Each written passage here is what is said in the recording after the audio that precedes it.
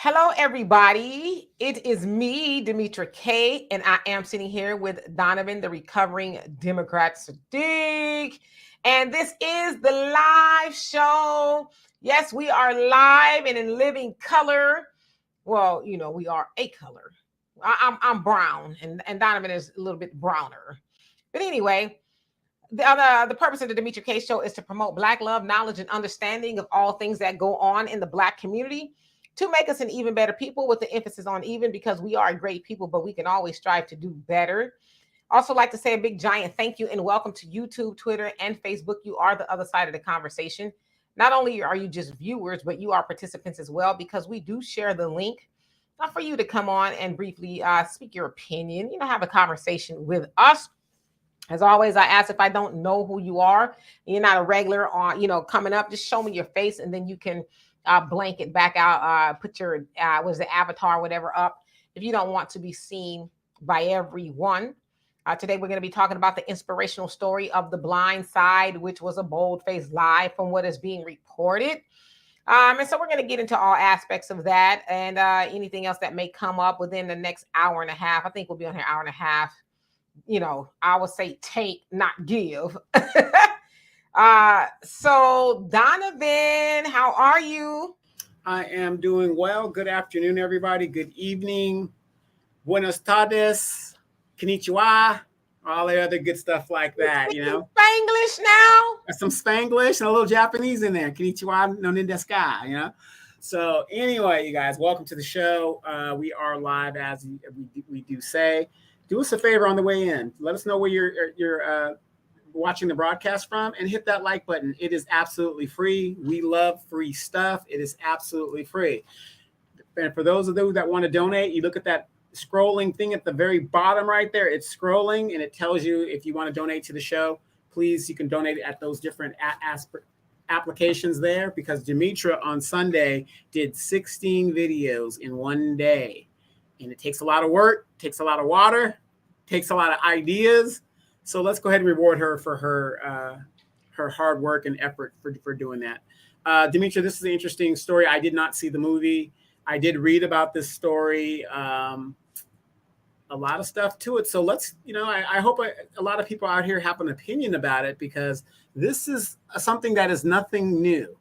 And even though we're talking about the inspirational movie, The Blind Side, and what this is actually based on real people and things that have happened, let's not only think about The Blind Side. Think about all the money record companies make off of us, movie production companies make off of us. All these things that these groups use the same exact playbook to make money off of Black people. We do not own any damn thing when it comes down to it. So let's get into the conversation.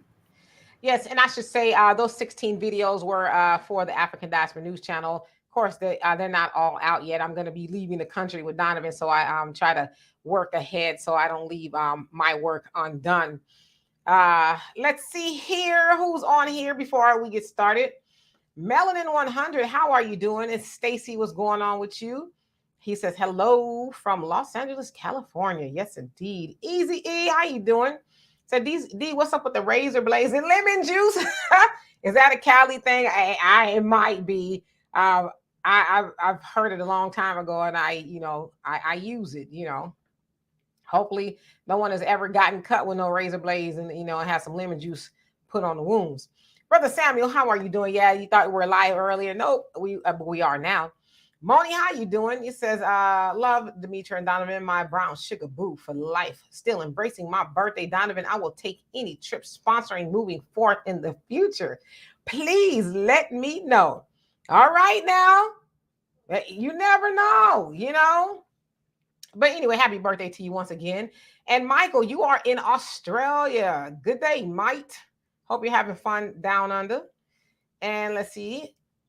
And Moni says this woman bullied this man out of his money. It will be something in her low life behind, should be put in jail. This is wrong. She did this man finesse out of his bread. Well, we're going to see. Thank you so much, Brother Samuel.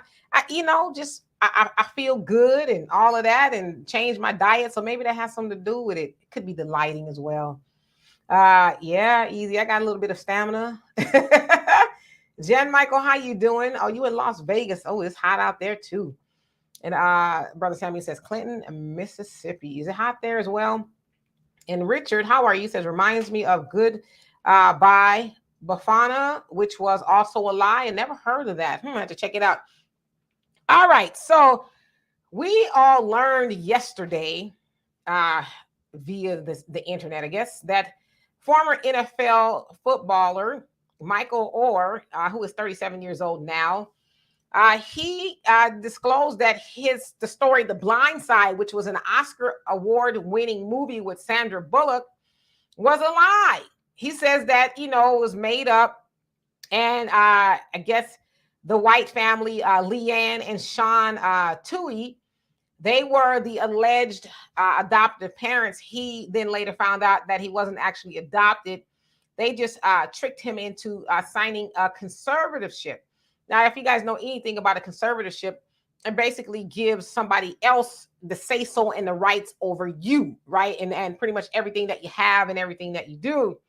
So I guess maybe earlier this year, it says February, I could be mistaken, he discovered that he is actually not family. That he was just kind of owned, if you think about it.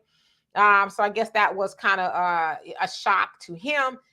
And he says that the award-winning movie, which came from his novel, I guess it was his biography about himself, he says that he didn't get any proceeds at all, but the family did. The family, Sean and Leigh Ann and their two biological children, allegedly got like $225,000 a piece from some of the proceeds and all of that. And so what he's specifically asking is, and I'm going to read it to you. It says, Oher's petition asked the court to end the Tuohy's conservatorship and to issue an injunction barring them from using his name and likeness. It also seeks a full accounting of the money the Tuohy's earned using Oher's name and to have the couple pay him his fair share of profits, as well as unspecified compensatory and punitive damages. It also says, since at least August of 2004, conservatives have allowed Micheal specifically and the public generally to believe that conservatives adopted Micheal and have used the untruth to gain financial advantages for themselves and the foundations which they own or which they exercise control. Also says all monies made in said manner should in all conscience and equity be disgorged and paid over to said ward. Micheal. So Micheal was a ward because when you take conservatorship over somebody, they become your ward, right? Like you kind of have ownership over them, right? So he's asking for them basically to stop using his name. Now, myself personally, I was like, okay, well, how much is everybody worth? So it says that Micheal is worth about $16 million. He had a pretty good career in the NFL. He was a first round draft pick in 2009. So he's got 16 million. So I said, well, how much do the Tuohys have? And it is said between the both of them, Leigh Ann and Sean, they have about $75 million because they own about 115 franchises like a Taco Bell, KFC, and Frozen Freddy's, and some other things in 6 different states. So they're not hurting for money, which kind of made me think, okay, well, what's really going on here? Because clearly they didn't do it for money, I wouldn't imagine.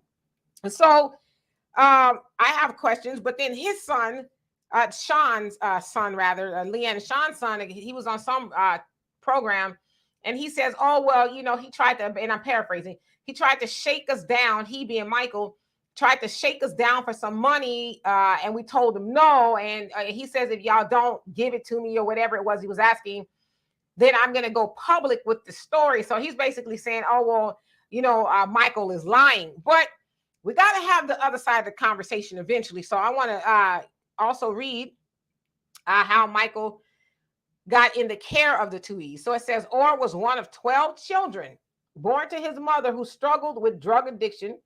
Before his 11th birthday, Oher was placed in foster care where he bounced around numerous homes and at times lived on the street.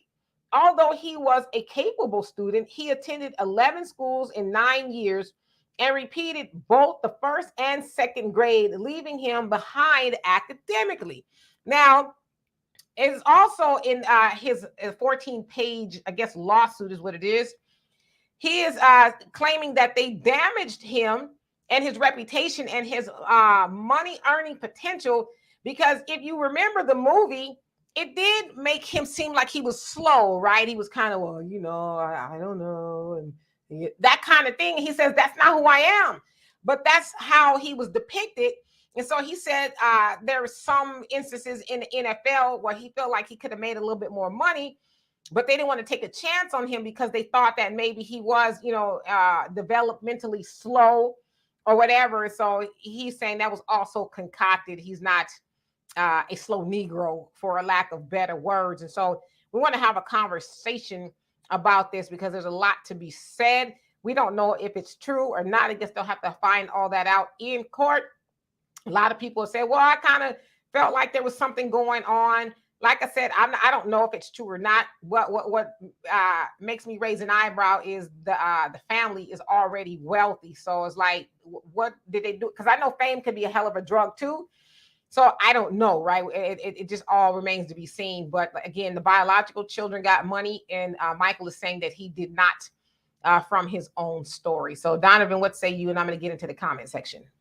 All right. Hey, once again, this isn't a story that is new. I mean, how many times have we heard stories like this? Like I was saying in the comments, isn't it a fact in the educational system, they peg our Black boys as violent, whatever, put them in special ed classes and starts the prison to pipeline thing, where they're going to put us to where we're going to be nothing or whatever. And we just end up going to survive. They put us in a survival mode. It's factual that a lot of our Black children do not read, especially the boys do not read at the level that they're in. So if you're a ninth grader, you probably read at a sixth grade level and so on, and you're behind in where you're reading. And then a lot of the Black boys, if they have special abilities, like if you're an exceptional athlete, you are basically passed through the system to sell tickets. Thus, you have a Dexter Manley. How many of you guys remember Dexter Manley? He was a Washington Redskin, I think the defensive lineman or something. He couldn't even read. And he had been in the NFL for 6 to 8 years. So, this is stuff, to me, looking at it objectively, this is nothing new. This is not a new story. It's just a new story with a different spin on it. And it's unfortunate that, once again, even when they put us in jail, they make money off of us. They make money off of us when we're in our lowest position, and they make money off us even after we're dead. I don't mean to down Black Lives Matter, but let's call it for what it is. A Black man gets murdered on live TV, and they made millions off of it, millions of dollars. So the grift is real, you guys. And then this is why I don't know, a lot of you guys don't like the fact that I believe that the majority of Black people are failing. I believe that because it's what I see. And once again, here you are, a man that made it to the NFL, made a couple $1 million, which is great. But what the hell is $1 million if you live in New York, Chicago, and California? How long is that going to last you? I mean, how many of you guys are aware that the median income of a house in California is $800,000? Now, I live here, and I'm telling you, most of my neighbors, not one of them are millionaires. I'm not even a millionaire. I'm close, but I'm not even a millionaire. Okay? So, this is nothing new. And it just upsets me that we, because of our lack of knowledge and our ignorance, and a lot of it's really not our fault because we didn't design the system. We sign away our rights when it comes to our publishing, when it comes to music. You're signing things you really don't understand. They tell you, oh, well, you get a lawyer, whatever. As we know, a lawyer is going to cost you $500 for anything that they do, plus add on. When I had a lawyer, the guy would charge me $250 just to talk to him on the phone. And we had a 5-minute conversation. Doesn't matter if it's 5 minutes or an hour, it's $250. These are the things that we don't know about. And so I'm not surprised that this man got grifted the way he did. And again, you're looking at the blue-eyed devil. And if they're going to do something nice for you, which would be a great human thing. But the majority of blue-eyed devils that I'm aware of, there's always an ulterior motive. I'm just saying. Yes, indeed. And Angela, thank you so much for the donation. Love and appreciate you for that. I think we should also say too that Michael, I don't think he was 18, I think he was 17 when that conservatorship, which he thought was an adoption, was formed. So he's a kid, and it sounds like he was kind of maybe, I don't know, coerced maybe to living with the family. But the other side of that too is he was living on the street. And it doesn't sound like anybody's disputing that part of it, right? He's living on the street as a kid. He's going from here to there because his mom, has 12 children, drug addicted, and she could not take care of them. So that he ends up with them. And and just kind of trying to turn over every stone.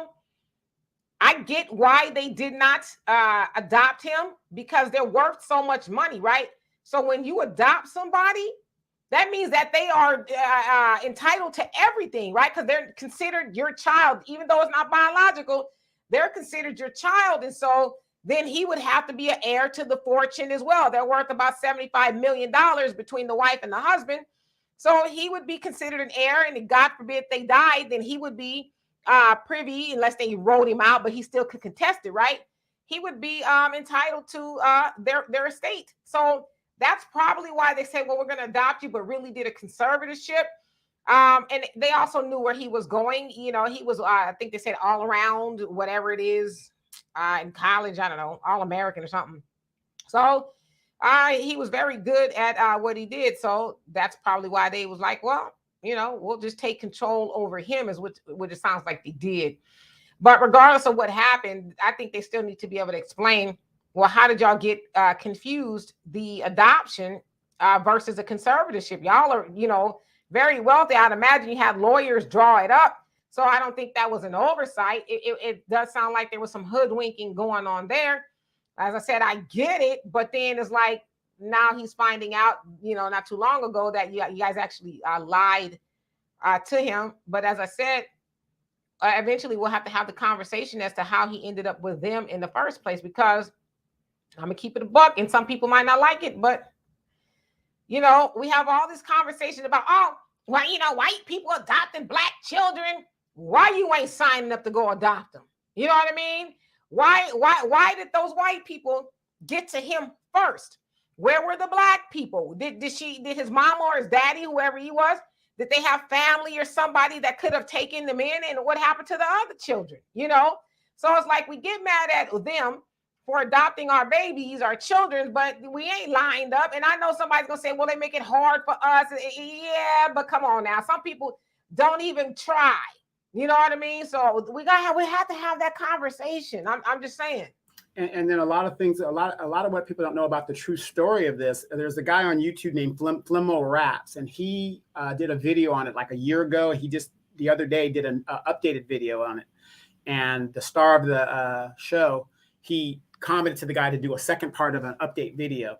And what they're not telling you in the movie is this guy was already on his way to be a 5-star recruit or whatever it was when they ran across him. So in the movie, they make it seem like the white people taught him everything he needed to know about football and, with the coaches and got the specialized coaches. That wasn't true. That wasn't true. If you really do your research and do the deep digging, think about it.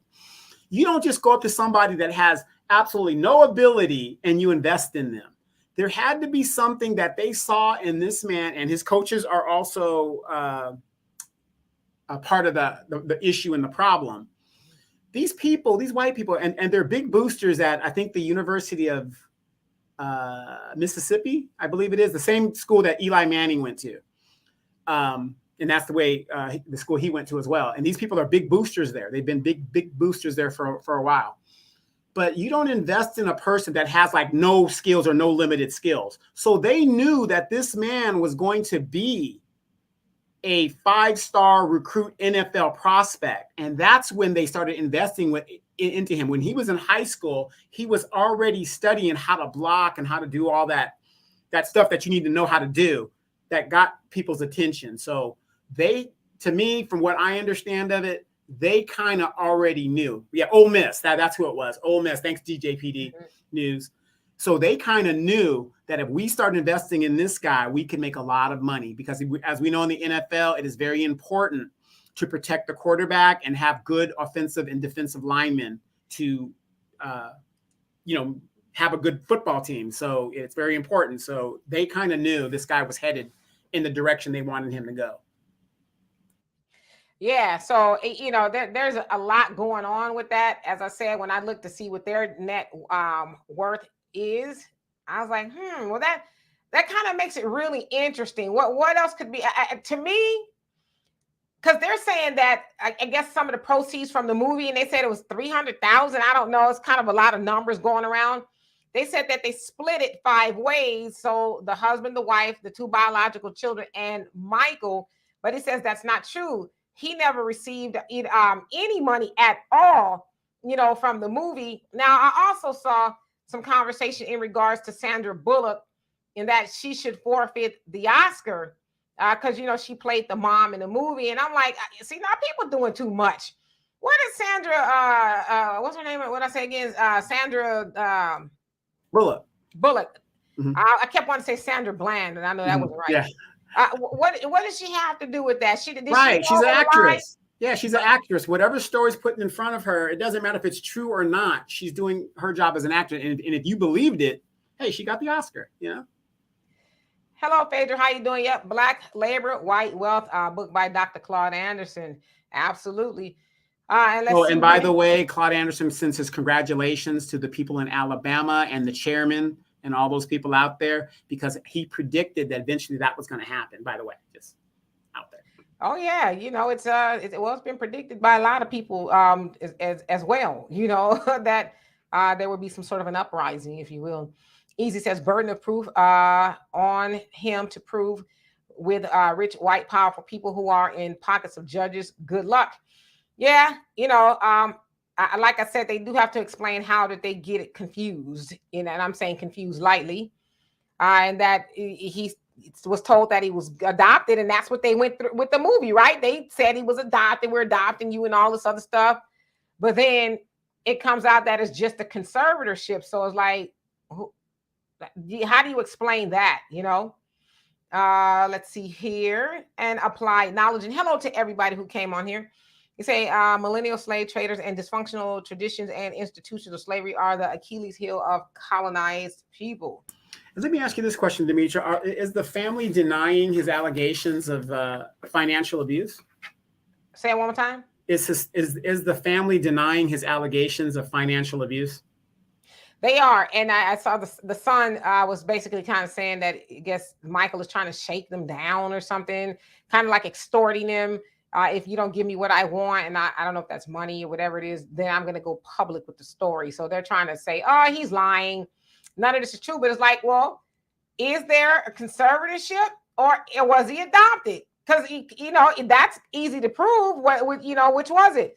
So if that's the case, then how is he lying? You know what I mean? If he feels a certain type of way behind being lied to, he thought he was part of the family because that's what adoption makes you, and he's technically not.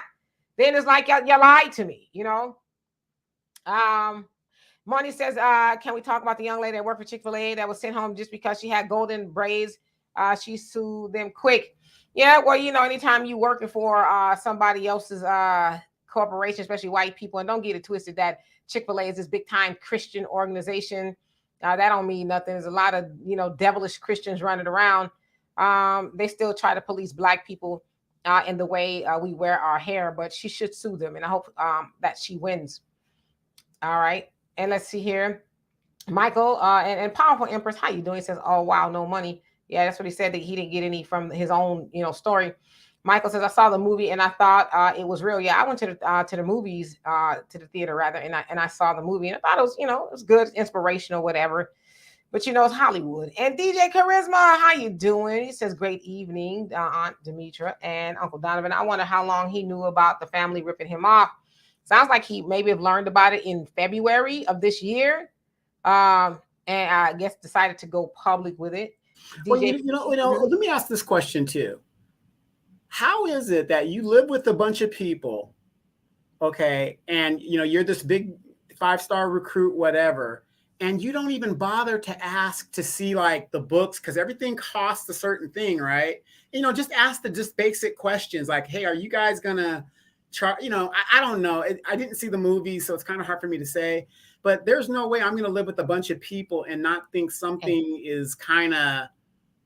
Is this a quid pro quo? Is it a quid pro quo? A pay for play type thing? I would have asked that question. Well, I want to kind of, interject this in DJ PD. How you doing, by the way? He says they can't do anything to Sandra Bullock. Yeah, it's kind of just silly at this point. It's like you want to strip her of the Oscars. Like, yeah, people just be doing too much sometimes. It's like that's the hill y'all want to die on, taking the Oscar away from Sandra, who had absolutely nothing to do with the lie in the first doggone place. That's like taking the Oscar away from a science fiction movie. Now we know science fiction is way far in advance. So let's say Sigourney Weaver, who was the first woman to be nominated in a science fiction genre for Best Actress. That's like taking the she didn't win anything, but let's say you take the nomination from her. It's a non-fictional movie. It's a fictional, you know what I mean? It's not real. It's crazy. Right.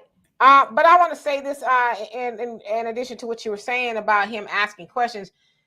I mean, he's a kid at the time, and you got to kind of throw in everything. His mom's, he's 12 of, one of 12 children. His mom's on drugs.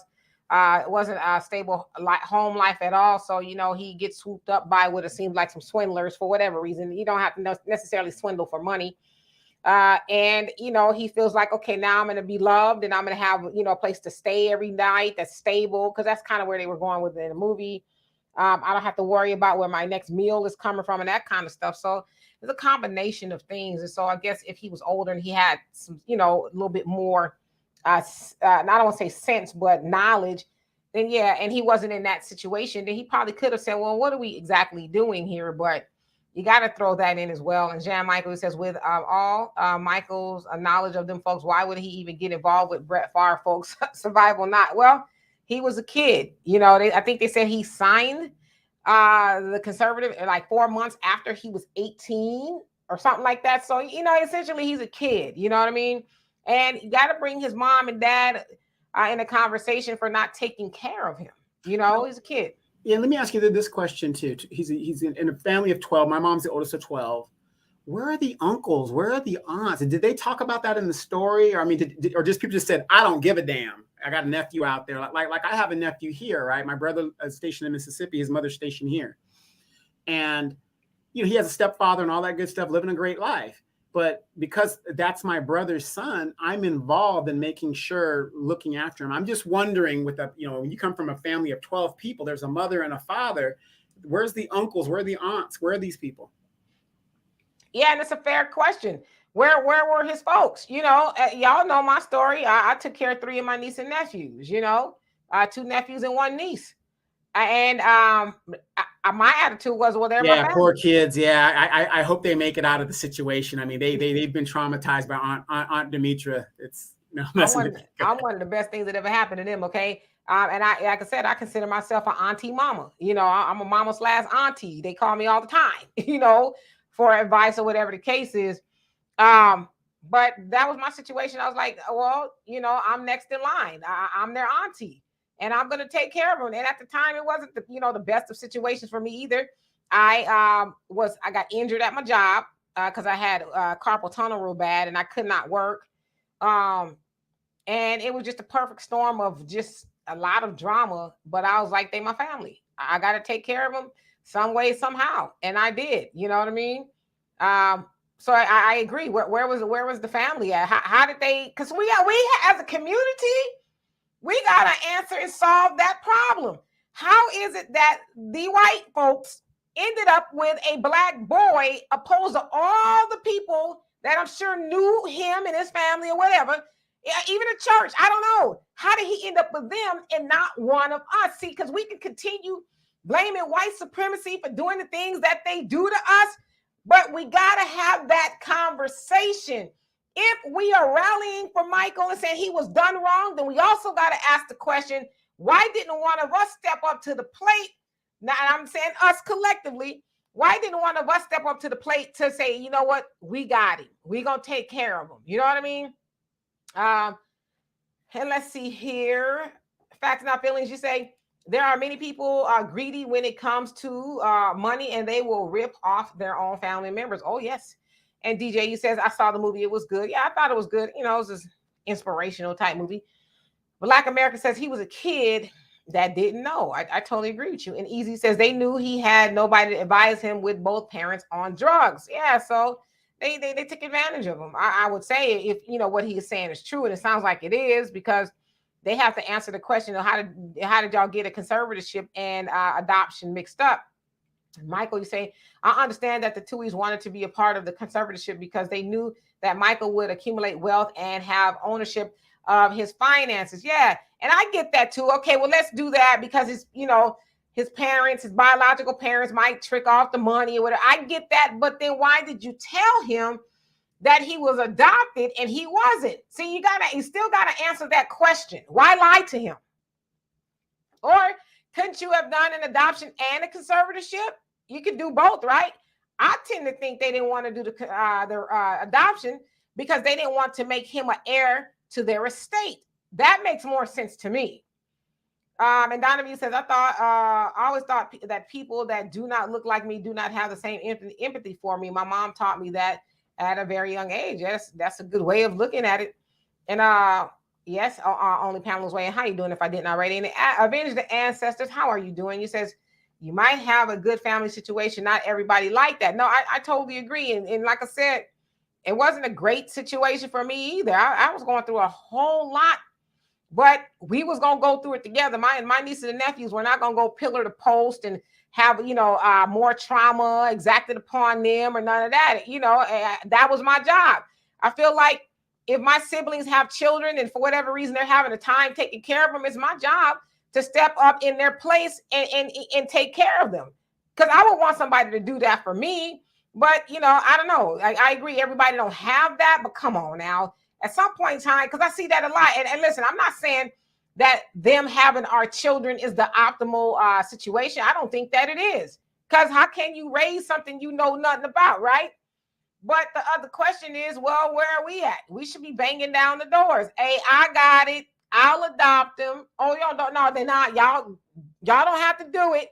We'll adopt, right? So we really have to start having that conversation. And I also always look at the Black church in the community. We got money to build this super cathedral to God, but we don't have money within the church that, you know, Aunt Glodine has given for 30 years to have programs to, you know, to help the moms out there that might be having a hard time and the families out there. You know, I always say this in my city, we have a problem right now with the churches. The Black churches want this money that's supposed to be outreach for the homeless and stuff like that. But we never see them in the streets. We never see them talking to the homeless, but they want the money that is going to be given by the state to go to them. You see these pastors coming to the city council meeting, which is happening tonight, by the way, again. And they're talking about, oh yeah, the churches, you know, we're out there, we're doing work. Nobody ever sees these people. Nobody ever. And then yet here the pastor dressed in, you know, $1,000 worth of stuff talking about, yeah, you know, give me the money, give my church the money. It's not going to happen. Yeah, and Donovan, you said you were a latchkey child. I wasn't necessarily a latchkey child. My mom was a stay-at-home mom. I mean, there were some times I came home, you know, they weren't there. Of course, she had a key, but it wasn't in the sense of like my mom was working type of thing. A single mom and she was at work. She wasn't out. My mom was a stay-at-home. And Treasure Basket, how you doing? Once again, says I can relate to the story about his childhood. I experienced that. My dad didn't want to help once he remarried, except send $100 child support. My family on both sides didn't step up. See, there you go. So that's a conversation we have to have. Like, we can't really call ourselves family. And then when family has a need, it's like, well, you know, I would, but you know, I just can't do it. Like, I just couldn't imagine. I honestly, seriously, I couldn't imagine like one of my siblings or, you know, one of my nieces and nephews, they, for whatever reason, could not care for their children. And they came to me and says, you know, I'm going to have to, I don't know, maybe put them in the system or something because nobody wants to help. I couldn't imagine saying, well, you got to do what you got to do. I would say, no, you're not putting them in the system. I will take them because that's our family, right? And it would be totally inconvenient, especially for me as a 52-year-old woman, you know. But what could I do? I wouldn't be able to sleep at night knowing that my family was in the streets or, you know, sleeping under a stranger's roof. I just couldn't do it. So we do. Or you hear the story of the kid finally gets out of foster care, whatever, and unfortunately they're human trafficked, and human trafficking can encompass sex, drugs, working, you know, slavery, and all that other good stuff. And then then the kid has resentment towards you, and you wonder why. You know, the kid's in foster care, nobody's coming to visit them, get them out, and then you wonder why the kid has resentment against you, or they turn out the way that they turn out.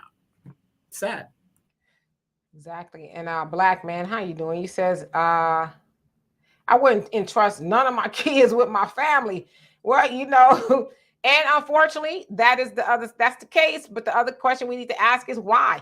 Why do we have family members that we cannot trust? Now, when I think of family, I don't just think of immediate family. I think of, you know, maybe cousins or, you know, aunties twice removed or married in, you know, somebody, right? Like we call ourselves family, but we don't operate in the true sense of family. It's just family when we at the family reunions or whatever the case is. But family means that we take care of each other, you know, unless you just some derelict or something like that. But we take care of each other at the end of the day. Yeah, you know, and Dimitri knows I have a aunt and uncle that they're not blood related to me, but when they tell me to do something, ask me to do something, it is as if my own parents told me to do it, because I've known them ever since I can remember. And, you know, to me, it's, you know, yeah, you got your blood relatives in your family, but family is more so than that. It's people that actually genuinely care about you and will do for you as if you are their own.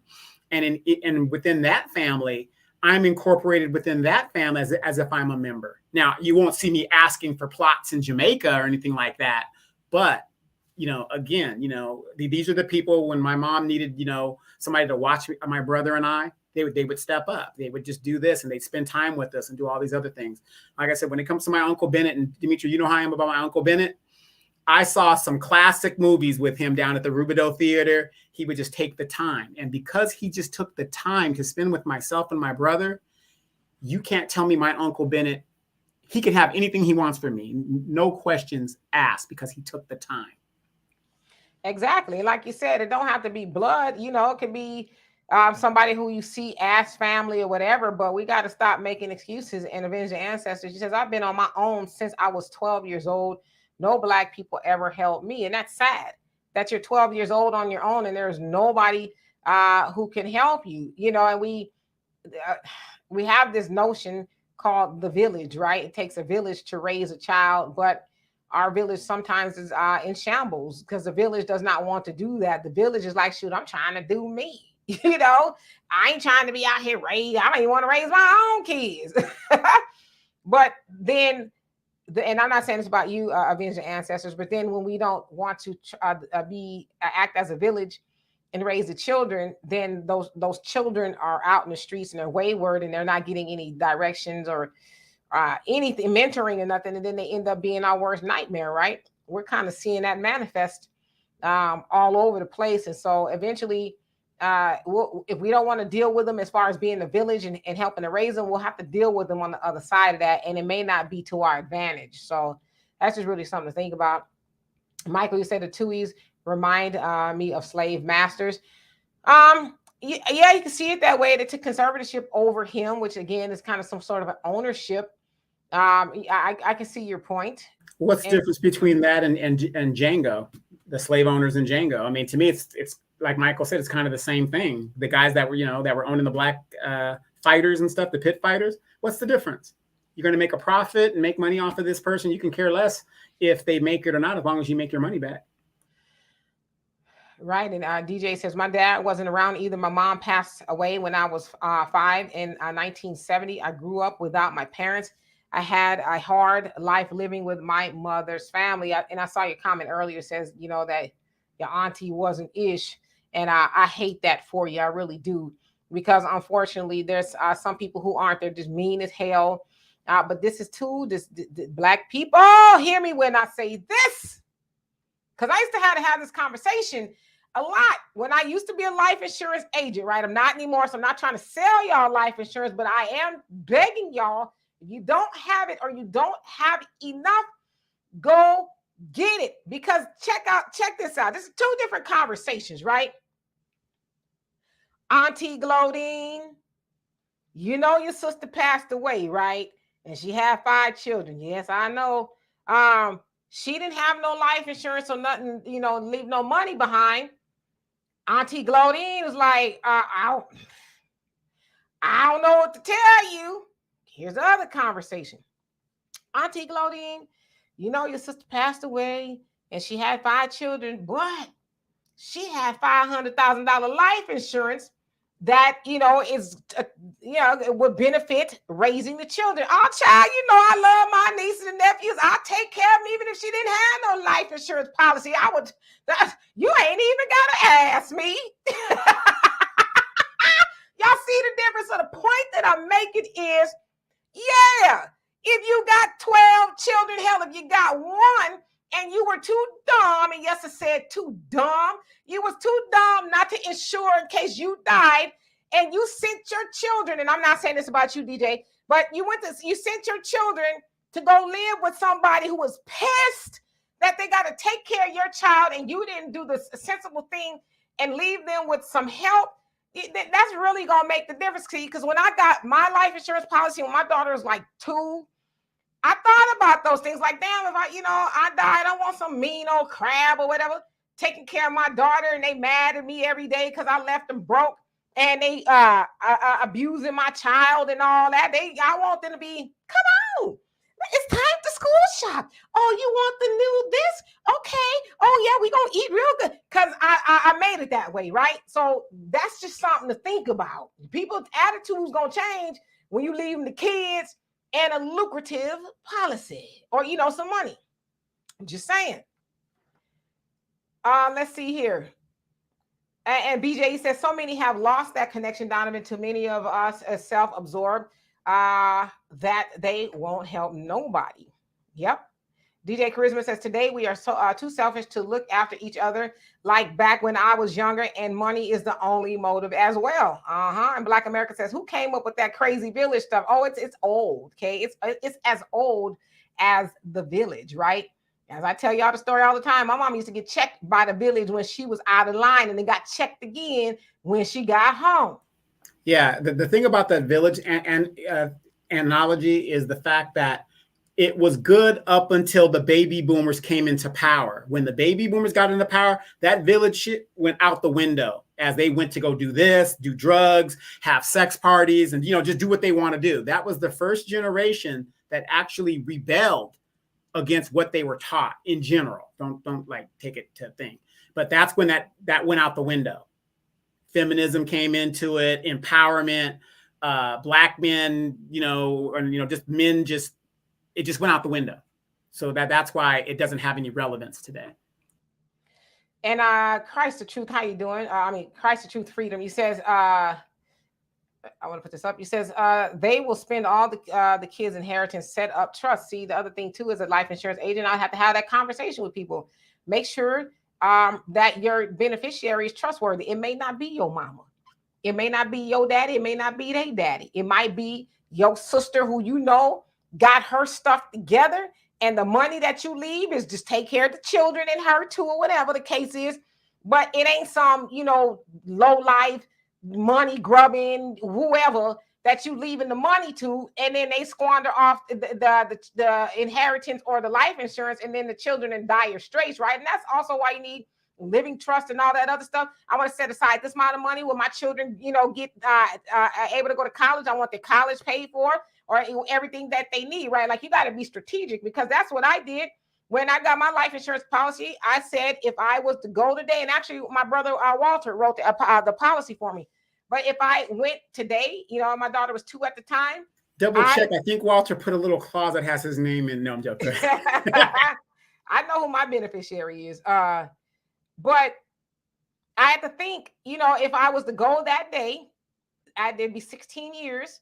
What would I want my daughter to do? I would want her to go do all the things she would have done if I was here.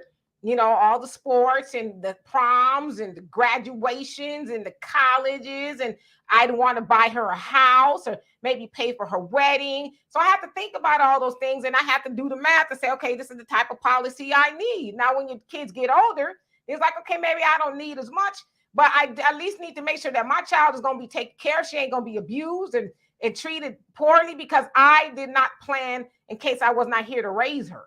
So you guys want to hear a quick horror story? And it's unfortunate that we do this in the modern age. I don't have the money, so I can't get a divorce. I can't afford to get a divorce. I had so many military troops that separated from their wives or their spouses, right? God forbid, 4 or 5 years pass by. One of the spouses died. Let's say it's the military member or the former military member that passed, even if they're in the reserves. Let's say the military member passes. Guess who got the insurance money? The ex-wife or the ex-spouse, because they were still legally married. So if you're done with somebody, hey, or they can challenge it. That's another thing. If you're still married, it ain't like the old days where old grandma and grandpa, he still comes by and get that plate. They've been married for 60 years, but they're not. They don't live together, but they've just been separated. They separated among themselves. In the modern age, if you are done in your relationship with somebody because of the legal ramifications of what is going to happen, divorce that person. Demetra got a divorce in 10 months. I got a divorce in 10 months when I was married. If you're done with that person, be done with that person, because what's going to happen is you're going to forget, I have life insurance policies. I have this policy. I have that policy. You are legally still tied to that person. Legally and financially, they can challenge everything. So even though you got stuff for your children and all this other stuff, hey, they'll tie that shit up in probate, and guess who gets all the money? The damn lawyers. Yeah, you gotta. Unfortunately, when people die, that's when people show their whole entire behind. I've seen it a few times, but that's why you got to have your stuff airtight. Like me, my beneficiary is my daughter. She's my next of kin, right? And I have some other beneficiaries on my life insurance as well. Case, because it is smart that if you are like say for husband and wives, you can make each other the beneficiary, but have somebody else a beneficiary as well, because y'all might be in the car together and die in an accident, and then now you don't have any beneficiaries, so you'll need somebody else to be able to step in that place to take care of the children in case you guys go. So you got to really think about those things. I know a lot of times we're too busy living life, but we don't think about planning for death. And it's very morbid, right? That, I don't want to talk about death. Oh, that's just negative. And it's like, it's not negative. What's negative is Negroes standing on the corner with a car wash sign and soap and water talking about we need to bury our dumb, and I say dumb with all my heart, dumb loved one who would not take $10 or however much it was. Oh, you ain't got to get nothing extravagant. At least if you ain't got it, at least make sure that you will be able to be buried decently, right? But for me, like I said, I used to sell life insurance, and our people was my market, And some of the stuff that I would hear was just like, this cannot be real life. We cannot be this ignorant, Then I would have people call me, oh, my mama died. I just want to see, if her policy. Nope, your mama lapsed her policy 3 months ago. Then they want to go on a tirade behind how the company is a scam and all this other stuff. It's like, you only care about your mama right now because you thought she had a life insurance policy, but you didn't care enough about your mama to sit down with mama at the kitchen table and say, hey, mama, I just want to make sure all your affairs are in order. God forbid you go. Are you good? You got your life insurance policy? Where is it? All of that. But you want to, step up to the plate now that mama's gone. And I swear for God, I have to tell somebody, well, because they said, we don't know how we're going to bury our mom. I said, well, sometimes I have to tell people that sometimes you can call universities and stuff, and they'll take the cadaver or whatever. You can donate it to science. But, I hate the human body is worth about $35 today. A human cadaver is worth about $35. But the point was, because you don't, the alternative is, well, you don't claim the body, and then the city cremates the body, and they don't just cremate the body with, okay, well, we just cremated your mom, and here's the ashes. They cremate everybody together. So let's say they got 30 people. whose loved ones didn't show up to get the body, because you can't pull up the family station wagon to the coroner and get your mama. You got to do it right. Got to have a funeral home and all that. So let's say that happened with 30 people. That's time's up. They put everybody into the incinerator together and they zhuzh up the ashes and say, well, your mama in here somewhere. Do you want them or not? So, you know what I'm saying? So you might have Freddy Krueger or something, mixed up in there with your mama. So and you got it on your locket, and you wonder why you're having all this bad luck. Right. What was Freddy Krueger's daddy? He was the seed. He was the son of 1,000 maniacs. Yeah. You got 1,000 maniacs dangling from or hanging up on your. Let me stop playing. Y'all get the point. Right. And I just want to add this too. I know people are going to say, well, I'm too unhealthy to get insurance, whatever the deal is. Let me tell you guys something. Walmart puts insurance on their employees. They ain't doing that because they want to be benevolent. They're doing that because they know this person's probably going to be, sick, or, the chances of them dying. They're playing the statistics, right? And then they make money off of that. I'm a member of a credit union. Every credit union that I've been a member of, they give you free insurance at $2,000. It's only a $2,000 policy, last I checked. But they also give you the option of increasing that policy. So I went and I took out for another $10. I increased the policy to like $50,000 for another $10 a month or whatever it was. And, it comes out of my account every month. I don't think about it. I didn't have to go through any medical checks or anything like that. And, that's one way to backdoor to get insurance if you don't have one or you can't qualify medically or whatever. There's all kinds of ways to get insurance. And what I don't understand is we always have money for our damn liquor, weed, and our strip club time, but we don't have $10 a month or whatever it costs to cover ourselves and leave a legacy for our children. Do you guys realize 70% of the white people's wealth comes from insurance? The insurance companies were pissed during the pandemic because of all the white people that ended up dying and they had to do those payouts. They were pissed. When Katrina happened in New Orleans, they were pissed. Well, that was property insurance. But the point is, when it came to the pandemic, the insurance companies lost a lot of money because of all the white people that were insured that passed during the pandemic. This is where they get their wealth.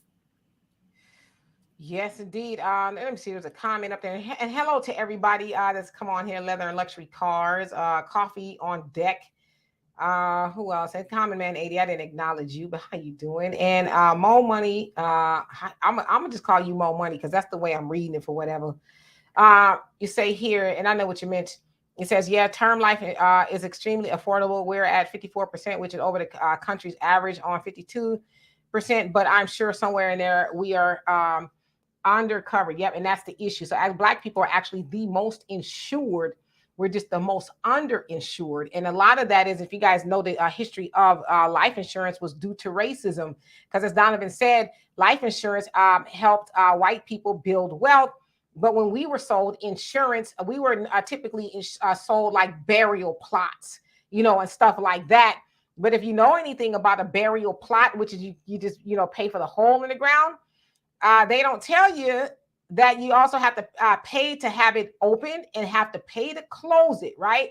When my mother passed, I really learned the intricate details of a funeral because I never really planned for a funeral like that. And we learned that it's $1,600 to open, $1,600 to close it. So we're just underinsured. And so back then they would sell us, these little rinky-dink policies. And the other thing too is when you're buying life insurance, you have to buy it to keep up with inflation. So in 1970, $5,000 policy was pretty good, right? But then you live and it's 2023 and it's like, what you gonna do with that? $5,000 is not gonna pay for no funeral, not no funeral you want anyway. So you have to account for all of that stuff. But again, back to life insurance being racist because white life insurance companies, they knew we ain't gonna help, because when white people get life insurance, they get it to not necessarily bury themselves, but to leave a legacy, right? To continue building wealth. Unfortunately, the way we've been sold life insurance is, well, we just gonna put them away as nice as we can, right? And then everybody got to go back to work. How many of you guys work for somewhere and you get 3 days bereavement paid and then the total of 5? So you get 3 paid, 2 unpaid, and somebody dies, right? Like I worked at Frito-Lay and I seen people used to come right back. The husband, wives, children die and they come right back. It's like, yo, what you doing back here?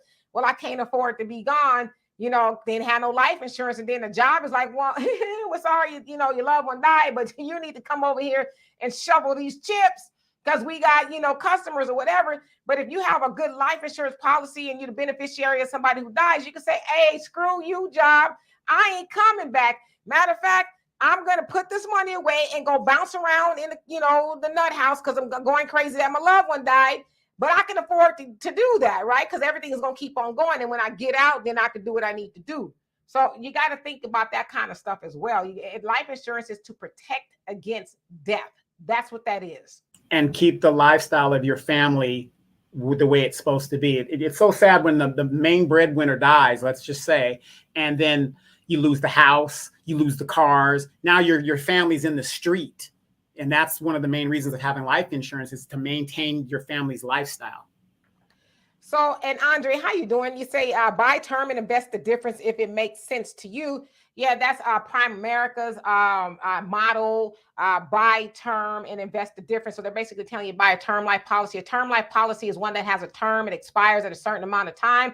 They tell you to invest the difference, but you can also get permanent insurance and invest in that as well. So you have your the basis of the cost of insurance that you pay, and then the difference gets invested into I want to say kind of like the stock market, something like that. But you never lose your principal. So yeah, I get it. But let's keep it a buck. How many people gonna actually invest the difference? Now I know Prime America set up to say, okay, well here we'll give you a term policy, and now we want to invest this into a Roth IRA or something like that. But to me, it's like you asking a person who probably really don't even want to pay for a life insurance policy to do more of something they don't want to do. So if you're going to get them to invest, why not just have them do it in one financial vehicle? That makes sense to me. And then you got to think about this in your life insurance policy. Like I didn't understand why I had to go through this medical thing when I got I got my military and I got civilian insurance policy. So the civilians were, sticking to me and checking my blood and all this other stuff, right? I guess seeing where I'm at. A lot of us, because of our diet and how we live, we ain't gonna, we're not gonna make it. We're not gonna make it, and they know you're not gonna make it. So they give you a certain policy that isn't gonna cover everything you need. Yeah. And let me say this, and Brina, you also say it would be nice if jobs give us better benefits, including life insurance. And then Common Man says, if you ever work for a major corporation and quit, they probably got life insurance on you. So I want to address this one first. Yes, so jobs, if you will, companies, they do give you life insurance. However, when you quit or get fired or whatever, more than likely it does not go with you. So let's say you started working at a company at the age of 18 and you got fired and you quit.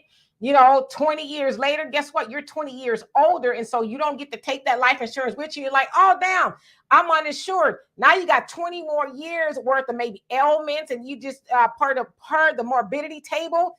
They, rate you on your age and all that kind of stuff. So now you're going to have to pay more. But if you would have got life insurance on your own when you're 18, you would have paid that same price even 20 years later. So yes, get the life insurance at the job, but also insure yourself outside of the job, because more than likely it does not go with you. And it's cheap for corporations to get life insurance because they get a group policy, and the company's like, yeah, well, and you notice when you get life insurance through the company, the stuff that they have, they don't ask you to go do a blood test or anything like that, because they just assume, all right, it's a group policy, we'll insure them. And it's not a whole lot of money that they insuring you for.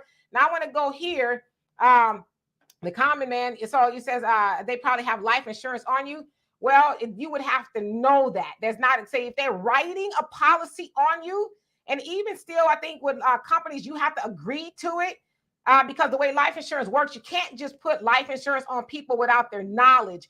But a lot of companies will have what they call key person insurance, to where if you're very vital to the company and God forbid you die, well, then they do insure you, because they're like, we need to replace this talent or whatever they were bringing to the company by insuring them. So it's called key person, but you would have to know that they have life insurance on you by agreeing to it, by signing it. And if it's a significant amount of life insurance, you'd have to go do the physical and all that stuff. So it's not, so I have to say those things because a lot of times I'm not saying you, common man, but a lot of misinformation is out there, which is why you have this thing. And I'm not saying all insurance companies are above board, but a lot of times you have people say, "Oh, life insurance companies take money from you." Well, they're held to standards too, like they're regulated, right?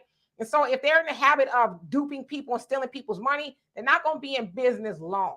So just know that. And usually when you're applying for that job and you're going through the HR thing, they present that insurance policy in the paperwork, but people don't read and they just sign. They just, oh, just sign that. That's just this, that, and you sign it and you don't even realize that you have it because you didn't read everything. And even if they give you the packet to take home to read, let's be honest, we're not going to read that stuff. We're just not. Yeah, but you should. You should. And The Rock, how you doing? He says, I believe in life insurance trust that is generational. Dimitri, yeah, as I just said, we pass down things. My mama and them, my mama and mama, they, the life insurance company. But what they don't tell you is my mama lapsed the policy, and she didn't have life insurance. And people think, well, my mama been paying into this policy for 30 years, and she lapsed the policy. She should be wrong. But it's like, yeah, but you're told that you got a 30-day grace period normally. And after that, if you don't pay it, the policy lapses, right? And then you have to get it reinstated. And sometimes they won't reinstate you. Sometimes they want you to take another physical because when you first got the policy, it was 30 years ago. You lapsed the policy. They want you to reinstate it. But they say, okay, not so fast. Now we see can get more money out of you because 30 years ago you were healthy. Now you probably not. So now we want to get another physical. We want to rate you differently if you're not healthy, right? And now you're older. So they tell you those things. They should. So you don't be called up to the life insurance company, cussing people out, especially agents who probably weren't even born when your mama got the life insurance policy, cussing them out because somebody violated the rules. And at the end of the day, if the premium was not made, then you can't get what you're not paying for, right? And if you think that's a hassle, try being a veteran and getting your VA benefits and see how many times they're automatically telling you no, even though you might even have the thing in your records that say, hey, he broke his fibula and it never set right, whatever. They're going to say no until you just go away. And here's the sad thing, especially when it comes to military benefits. Do you know who is the least likely to use the benefits that they earned in the military? Black people. Black people. The money is sitting there. Dimitri will tell you how many people I would help and tell them, do this, and do that. And some of them will do it, some of them won't. But Black people are the least likely to use their benefits or even know about their benefits. Very sad. Absolutely. And hello to everybody. Mr. Jerry Green, how you doing? And Money Man, he says key person would be someone like Steve Jobs. And in that class, yes, somebody who was considered to be irreplaceable, right? Like they wouldn't be able to just put an ad in Craigslist. Hey, they'd have to do a lot to try to replace him. And so while he's gone, they got the money that will cover his loss, right? So that's key person insurance. So let me skip down here. Yeah, you should read as much as you can. And if you can't understand something, have somebody help you with it, right? That's why they have real estate attorneys and all kind of people who can read contracts and contract attorneys rather that can read contracts, and they're paid to do that, to decipher the fine print and all that. Because most people, they see the stuff, sign here. Oh, yeah. Okay, we're good. But then the other thing too, people need to realize is life insurance agents, they're supposed to do the best they can, not the best they can, but they have a due diligence to you to explain to you everything that is in the policy. And life insurance agents, if you're out there, you could go to jail for misrepresentation, and not telling people all that there is to know. And especially I know in California, you can't just sit down with people of a certain age, like the elderly. They got to have a certain amount of notice. And they also get what you call a cooling off period to where they can say, well, I don't want it. And it's always wise too to maybe have one of their children or somebody that they trust sit in there. That way they can't say, well, I don't understand or I didn't know. Because, unfortunately, senior citizens are marks, even in something like the life insurance industry, because they just like, oh, okay, yeah, sounds good. And a lot of times too, let's just keep it a buck. Life insurance agents at one point in time, and maybe still are, were likened to used car salesmen. And that's not good. Right. And then as we get older, of course, cognitive decline in their reasoning. Look at Joe Biden. I mean, I'm not trying to down it, but it's obvious this man is in cognitive decline. People want to, Dianne Feinstein. They keep propping that woman up. That woman needs to go 4 years ago. I mean, so, let's just be real. Some people aren't going to be as cognitive in their older age as most people will be.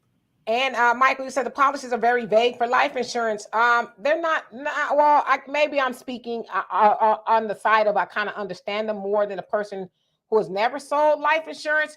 But it is up to the see, and I've seen it all. I've seen agents of what we used to call shotgun, right? Go in there and sign it. Just sign it. Don't worry about all that. Just you're gonna be okay. But you can't do that. And sometimes, like when I was in selling life insurance, people were like, okay, I'm gonna go on the first day and I'm gonna get the sale, which a lot of times you would, right? A lot of times I didn't get the sale until the second or third visit. And a lot of times there would be some pretty, big sales, but you got to go get to know the people. You got to build some rapport with them. But a lot of agents, they're just like, I need to sell. I can't show up to the office on Friday and not have no sales because, it's the sales environment. It's go, go, go, go, go. But unfortunately, in that environment, you end up selling, not me, because I never did that, but other agents sell policies that were no good. And the other thing, too, is a life insurance agent, when you sell what I call bum insurance policies that aren't going to stick, you get the charge back. And if it doesn't stick for a certain amount of time, usually it's 6 months. And then a year for you to keep all of it. But I think at 6 months, you got to give some of the commission that you made back. That comes back to you, and you can end up not getting a paycheck because you got so many chargebacks. And in fact, you can be in the negative. So you want to make sure that you sell a policy. Don't oversell to people. If you know they can't afford a $100,000 policy, you're supposed to also sit down and budget. What do you got? What are you bringing in? What are your expenses? Okay, what do you have left over that you can allocate toward a policy? Okay, this is how much policy you can actually afford after you do the analysis. But a lot of agents, I don't say some agents, they don't do that. They just, you can afford it, sign here, write a check, and it don't stick. Right. Well, let me tell you something. Demetra was one of the worst selling agents ever. She is. Until her mother gave her a little bit of advice. She said, baby, put that lipstick on, tell a story. You do. Well, it wasn't selling life insurance. It was selling legal insurance to truck drivers. You kind of had to have a little, hey, how you doing? My mama was the number one salesperson in that company for a very long time. My mama made a lot of money. I'm gonna just say that. Me, not as much. I was a little bit more timid. Like, I don't know, girls, they want to go out with me, But she said, wear some red lipstick. They like that. But I want to say that, and Andre says, truth be told, it's death/burial insurance versus life insurance, right? Yeah, they're two different things. Burial insurance is just for the ground. It's not for the casket. It's not for the funeral home. It's not for the embalming. It's just for the plot. But unfortunately, a lot of, and I don't know if you even need to be licensed to sell burial insurance. But a lot of times they do mislead. It's very misleading, telling people, "Oh yeah, it's just don't pay for a funeral." Because I've had to re-explain that to a lot of clients. No, what you have is burial insurance, and you're just paying for the ground. It doesn't pay for everything else. And they were shocked and horrified, right? So I said, you actually need life insurance policy. I said, but if you had a life insurance policy, you wouldn't need the burial insurance because the policy would take care of it. So. Yeah, there's a difference, and people need to know the difference, and they need to be able to explain the difference. So let's see here. Moni says, Walmart is known for getting insurance policies on people if they become disabled, and that person is like if they're an automobile accident, Walmart will go and sue to get all their money back. So yeah, I don't know anything about that.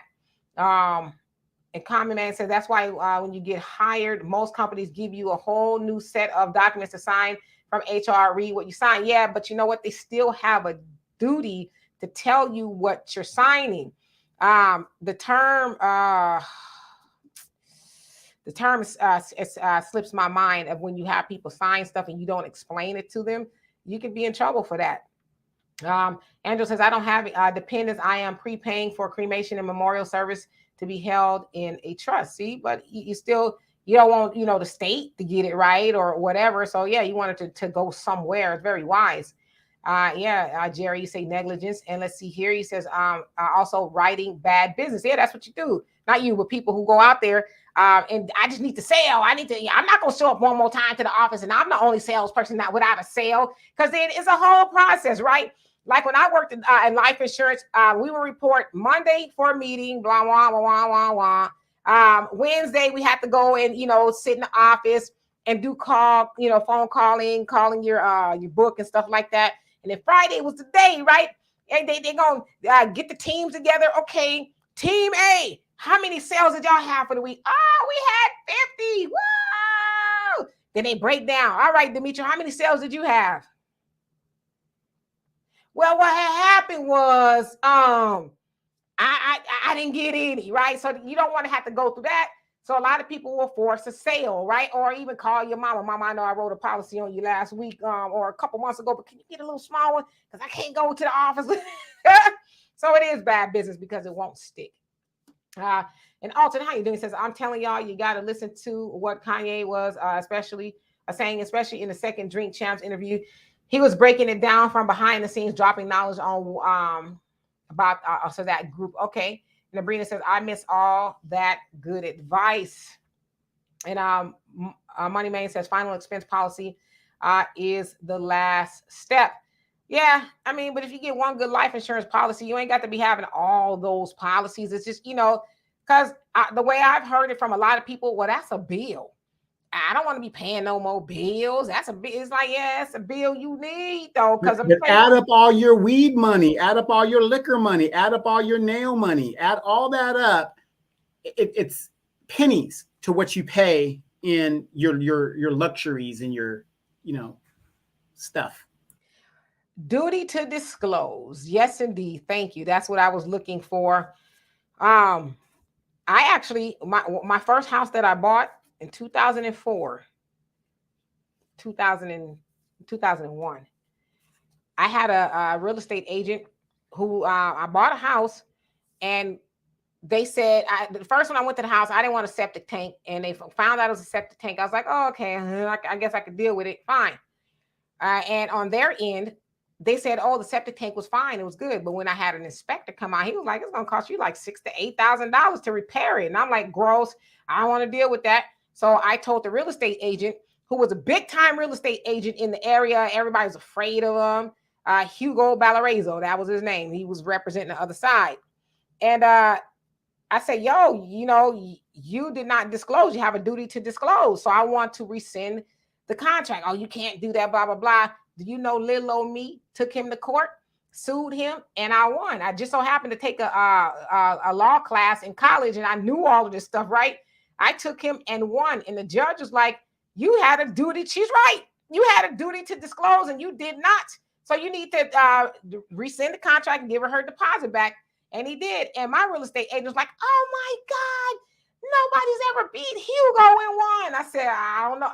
I'm not even a lawyer, and I knew the basics, but I was like, he can't lie to me and sell me something that I didn't sign for that. I signed that the septic tank was intact. And then when my inspector came to the inspection, it was like, it's not intact. So he lied. So it's not a valid contract, but I wasn't going to be roped into no house that wasn't what I thought it was. So it's just all about knowing. And let's see here. Common Man says, what they do have to do. He says, what they have to do and what they actually do is two different things. Yeah, but see, when they tell you, and when you go to court, what is one of the first things they tell you? Ignorance of the law is no excuse. Because you should know, right? You're going to court or you're going to fill out some documents. I know it's hard to read everything, but, try as much, or say, do you mind if I take a little bit more time to understand this, or have somebody help me understand it, especially if it's going to be something life altering. You can't just, just be signing. Okay, yeah, look good.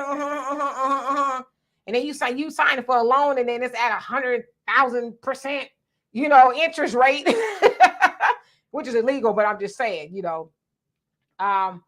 Michael says, I understand that salespeople are selling life insurance to collect a commission. Yeah, I mean, ain't nobody selling it because they, as they always told us, you don't want to become a professional visitor, which means you go, hey, how y'all doing? I got the referral to come over here. Thank you so much for welcoming me into your home.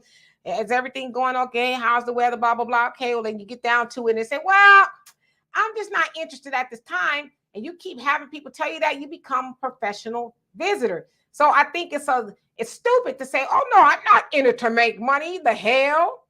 I'm spending gas. I got to buy clothes. I got to look cute. And pencil skirts ain't cheap, because that's how I roll. Okay. I got to you pay for that kind of stuff. So I want to go make some money. I want to make my money back. So yeah, it's a lie. And I never try to tell people to get that, to be ashamed of making money. No, yeah, I'm here to make money. I'm here to take care of you and me. Because if somebody would say that to me, that's what I say. Yeah, I'm here to take care of you and me. I got to eat too. I got to pay for my life insurance policy premiums as well. And Carter, how you doing? It says, yo, I have no interest in watching that film, but aren't all movies make believe? Most of them are. Talking about The Blind Side. Alton says, when I buried my father in Chicago, total cost was $40,000. Funeral home cost of the casket is expensive. We have family crypt for my mother and father, and that cost $30,000. Life insurance covered it. Because I think that's what you're saying. Yeah, and you should have what you need to put your family away nicely, right? Wait a minute. You mean to tell me my grandmother's been a member of that church since it was incepted, and she has to pay for a plot in the church? Unfortunate. And DJ Charisma says, I'm getting my life insurance policy through the people who has my life insurance, my car insurance and home ownership insurance. There's nothing wrong with that. If you've got a good deal and all of that, but yeah, the other question you have to ask yourself is, if one cancels, do they all cancel? Because if you have them binded together, that could be an issue. So make sure they're not all binded together. Make sure they're separate in case you lapse your car. I'm not saying you will. In case you lapse your car insurance or your home owner's insurance, the life insurance doesn't lapse as well. Does that make sense? And I want to say this too. I'm not a licensed professional. I'm just, telling y'all what I know. Naomi, how you doing? Naomi, I think that is. If I said it wrong, forgive me. It says, why do people keep assuming people smoke weed, drink, get their nails, hair, and any other negative bit, and then your comment cut off? Yeah, I agree with you. That's not always the case. There are some people who just simply, from what they understand, cannot afford it. It's not always that. But I will say this, in my experience as a life insurance agent, I'm not anymore. I would have to have some of those conversations with people. Oh, I can't afford it. Well, how much does cable cost? Oh, yeah. Everybody have what they wanted, but a life insurance policy eventually will be what you need, right? So I agree. It's not always that. A lot of times it's just people just really don't think that they can afford it, because they haven't had anybody really sit down with them and do some strategic planning and saying, okay, here's what you're making, here's what you're spending, and here's what you can actually afford. Now, have you thought about maybe reducing your cable bill or this, that, and the other? But the other thing is too is you have to get people, because I always say this, if I say it, then I own it. But if you say it, you own it. So you have to get people to believe and understand why they need such a thing, right? But if I'm telling you need life insurance, you better get it because all right, they might get it because I coerced them to do that. But if I show them how it makes sense and they say, you know what, go ahead and sign me up for a little bit of life insurance, now they own it. But I agree with you. It's not always that. And let's see here. D. Griffin, how you doing? Love and light to you as well. In fact, not feeling says, sue the agent. He should have disclosed the tank condition. I did. And he ended up losing. And he came in there talking about, I'm broke. I was like, no, he's not. You can look up his stuff, and he's one of the most. And then he's a Hispanic, and a lot of his people said that he did them dirty as well. So, people were like shocked that I sued him and won. I was like, yeah, y'all let that fool rope-a-dope y'all. He ain't gonna rope-a-dope me. He tried to show up like he was broke. He didn't have no money. I was like, yeah, knock it off. I want my money back though. Thank you, Common Man. And Brina says, I had life insurance on the job, and when I left, the insurance company gave me opportunity to keep insurance, but the payments went up almost $200 for me and my husband. Exactly, because you were in the group insurance, which is cheaper. But when you leave and you want to keep it on your own, the insurance company is like, all right, cool. It's going to cost her more as an individual. And we also need to do depending on how much you were getting, we need to do a physical on her and her husband to see if they are healthy, because at the end of the day, life insurance companies make money if you live, not die, right? You sign up for a life insurance and, they assume the risk, you're healthy and all that other stuff. You're not rated. You die 2 weeks later and they make sure it wasn't nothing crazy going on or you lied. they have to pay you out that policy, even if it was after 2 weeks that you had the policy. So they want to make sure that they get as much money out of you as they can. So let's see here. I just want to skip down a little bit so I could catch up. I see Donovan, you're talking to people. Anita, how you doing? And Andre, it says planning and budgeting to fit coverage in your life and death. You have to. And Gerard, how you doing? Long time no see. He says, I never wanted to see that movie. I felt like White Savior promotion to me. It was good story for him, but let's not act like most of them would do the same. Oh, yeah, that's true. You know, Hollywood going to do what it do. Common Man says, budget for your life insurance. Once you get used to it, you'll never miss the money. Yeah, I forget that the money is even coming out of my account. I'm insured and have my daughter insured, you know. So I just forget that it's even coming out. And I'm gonna tell you one thing right now. That wasn't always the case. I'm like, oh shoot, oh, my premium about to come out. I hope it, I got to, make sure I get some money. And listen, I'm gonna tell you it's another, because listen, Demetri K ain't gonna never lie to kick it to y'all. Okay, I ain't gonna never lie. I ain't always had it like that, and I'm still trying to get it like that. Okay, just keep it 100 with you. But there was times where I had to borrow from my life insurance, like, you know what, I need to pay a bill. But I had the life insurance policy set up that way to where I can borrow off the cash value, right? That's why I'm saying a lot of people say buy term and invest the difference. No, just get it all in one spot, right? You can borrow against the policy. I've had to do that. There's also other times I was like, that the premium's coming out the 15th of the month. I sure hope I got it. But I don't have to do that anymore. I don't even miss the money or have to worry about it. Thank you, Allah, and everybody else in between. But also one thing I'll tell you, no matter how broke I ever was, I never let any of my insurances lapse, whether it was life insurance, car insurance, phone, health, I never let it lapse, never. Because my mama always said, those are the things you need. Like if you broke and you don't have that stuff, oh, you really gonna realize how broke you are when you can't afford to pay for that stuff, right? So do as best you can to maintain your insurances, because it sucks when they lapse. You got to get them reinstated and all of that other stuff. And I'm gonna tell y'all this too.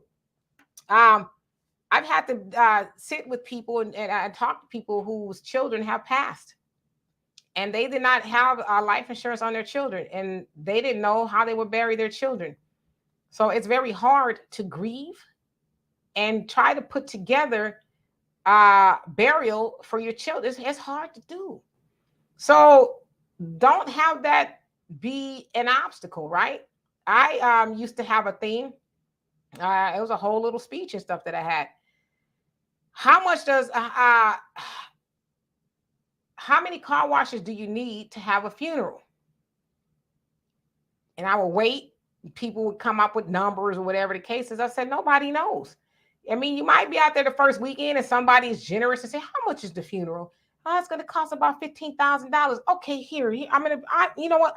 I'm generous. I'm feeling philanthropic today. I'm going to write a check for the funeral. That could happen. It's rare. Or you could be out there indefinitely buying soap and sponges and all kind of stuff and never coming close to burying it. So it's like, that's hard to cry and wash cars at the same time. And people stop by because they nosy more than anything. Oh, what happened?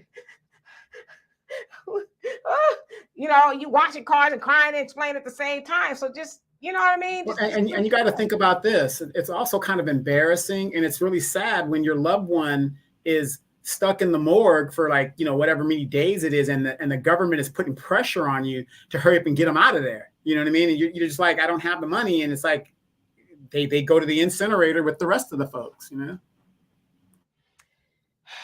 Yes, indeed. And Anton, you say, I get life insurance through my employer. I get accidental death and dismemberment. Also, life insurance that equals 1 year of your current salary.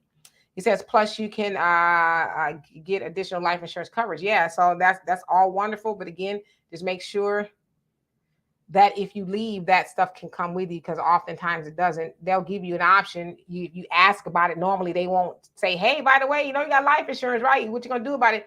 A lot of times people don't know that they need to ask, and God forbid something happen. They think, oh, well, I used to have life insurance at the job. Call them. You used to have life insurance, right? So, yes, just make sure that it goes with you. And Pamela says, Sister Demetri, and Brother Reggie, if you're still watching, I saw too that you said that you're in Japan. that we should all probably meet. I would agree with that. We're going to Tokyo. Which part of Japan are you at, or in rather? And Pamela says, Sister Demetra and Donovan, y'all going on vacation? Yes, we're going at the end of August through the first week or so of September to Japan. Donovan was raised there in Japan, spent most of his childhood there. So that's home to Donovan. So he wanted to go back. And my daughter was like, yeah, cool. I've seen a lot of things about TikTok about Japan and being Black in Japan. So I didn't necessarily want to go, but I was like, oh, don't be a poor sport. So I'm going. Wait, you forgot Demetra's baby daddy did some time in Japan. So Okinawa. Yes. Yeah, Marine, Okinawa. Okinawa. Yeah. So yep. And Anthony, he also says, also I got supplemental life insurance coverage, $150,000 for additional $20 every paycheck. Okay, so that's wonderful too. But again, just please make sure that you can take it with you when you leave. Because $20, you think about it, $150,000, $150,000 for $20. Could you get that outside of it for that cheap? So I just asked them, hey, if I leave here by any chance, it doesn't go with me. Can I get some literature or whatever on that saying that it does go with me? Because if it don't, then you need to get something outside of your job, because people, unfortunately, are getting laid off every day. And I know I saw this. Let's see here. Who was it? Somebody, and I'm so forgive me. I don't know where it went. Somebody says, I'm sorry, but whoever says that you're having a hard time, I think he said keeping a job. I'm sorry to hear that. I know it is rough out there, but don't give up. Keep plugging, or find what it is you know how to do. And as my mom would say, figure out what you know how to do and get people to pay you for it. Because this job market, it's horrible. So I wish you, I don't want to say luck, but I hope you find something that's stable for you. Somebody else said something too. I don't. Oh no, I did not. I'm ahead here. Just me. That's what it was. Just me. I'm sorry. It says it's been hard to stay employed. So yes, I hope that you do find something that will help you. Yeah, Jerry. People that crying and washing cars. That I know I would be, right, because you just it's just, I don't know. Whenever I see that, I'm like, now how many people came and knocked on your door, or was referred to you, and I just can't do it. I don't need it, and all this other stuff, and then you somebody die, and it's like, who can bake? Who can wash cars? I'm gonna tell you right now, I'm gonna keep it 100 with you. Do not call me to ask you to wash no cars. I ain't that much of a baker. I'm not baking no cakes. I could do some Pillsbury dough cookies or whatever, but I'm not doing none of that, because I know good and hell well somebody that came and asked you about life insurance and you got real haughty with them. I'm not doing that. That's a bill. Should if they die, or if I die, what that got to do with me? I ain't gonna be here to worry about it. I heard all of it. It's like, oh, you ignorant. But you can't make people do what they don't want to do. And Antonio says that's exactly why you want to get life insurance. You don't want to be a burden on your family. That's the worst feeling in the world, trying to come up with the money to bury your loved one. Yeah, it's humiliating, because a lot of times, and it's a lot of times too, it's the people that make you think, oh, we got it like that. We got it together. We doing this and we doing that. And God forbid somebody up and die. Then they be all up on Facebook. What had happened was, can y'all, I got this GoFundMe, and good luck with that, because that's my attitude. I know it sounds like I'm being cold, but it's not, because like I said, I sold life insurance and I've heard it all of the excuses as to why you just can't do it. So, y'all can call me mean if you want to, but I'm just saying I've heard it all. I ain't gonna leave her rich so she can bring somebody else up in here and be all up in my house. You did. How you know who in your house?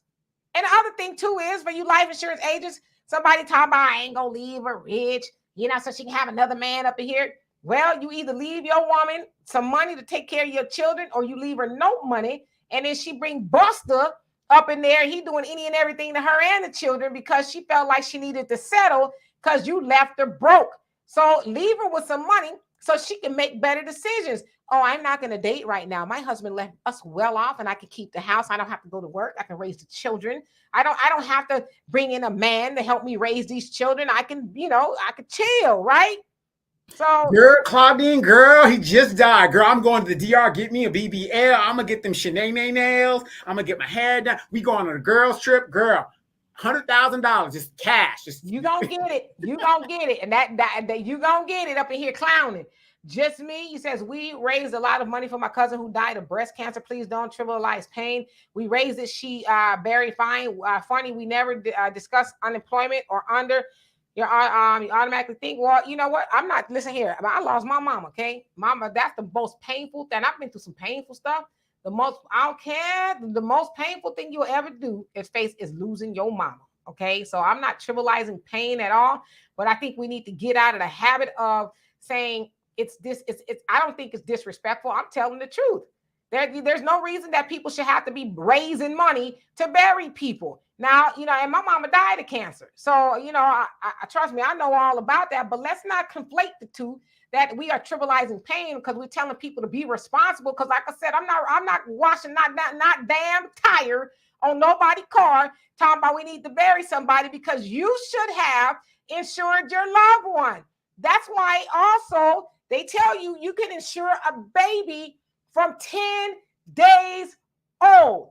It is cheaper to insure a baby than it is to insure somebody at 50 years old. And that 10-year-old baby will pay that same price for that baby for the rest of his life, depending on what policy is. Most policies are that way. So I'm gonna have to push back on you. Nobody's trivializing pain. I think you're missing the point.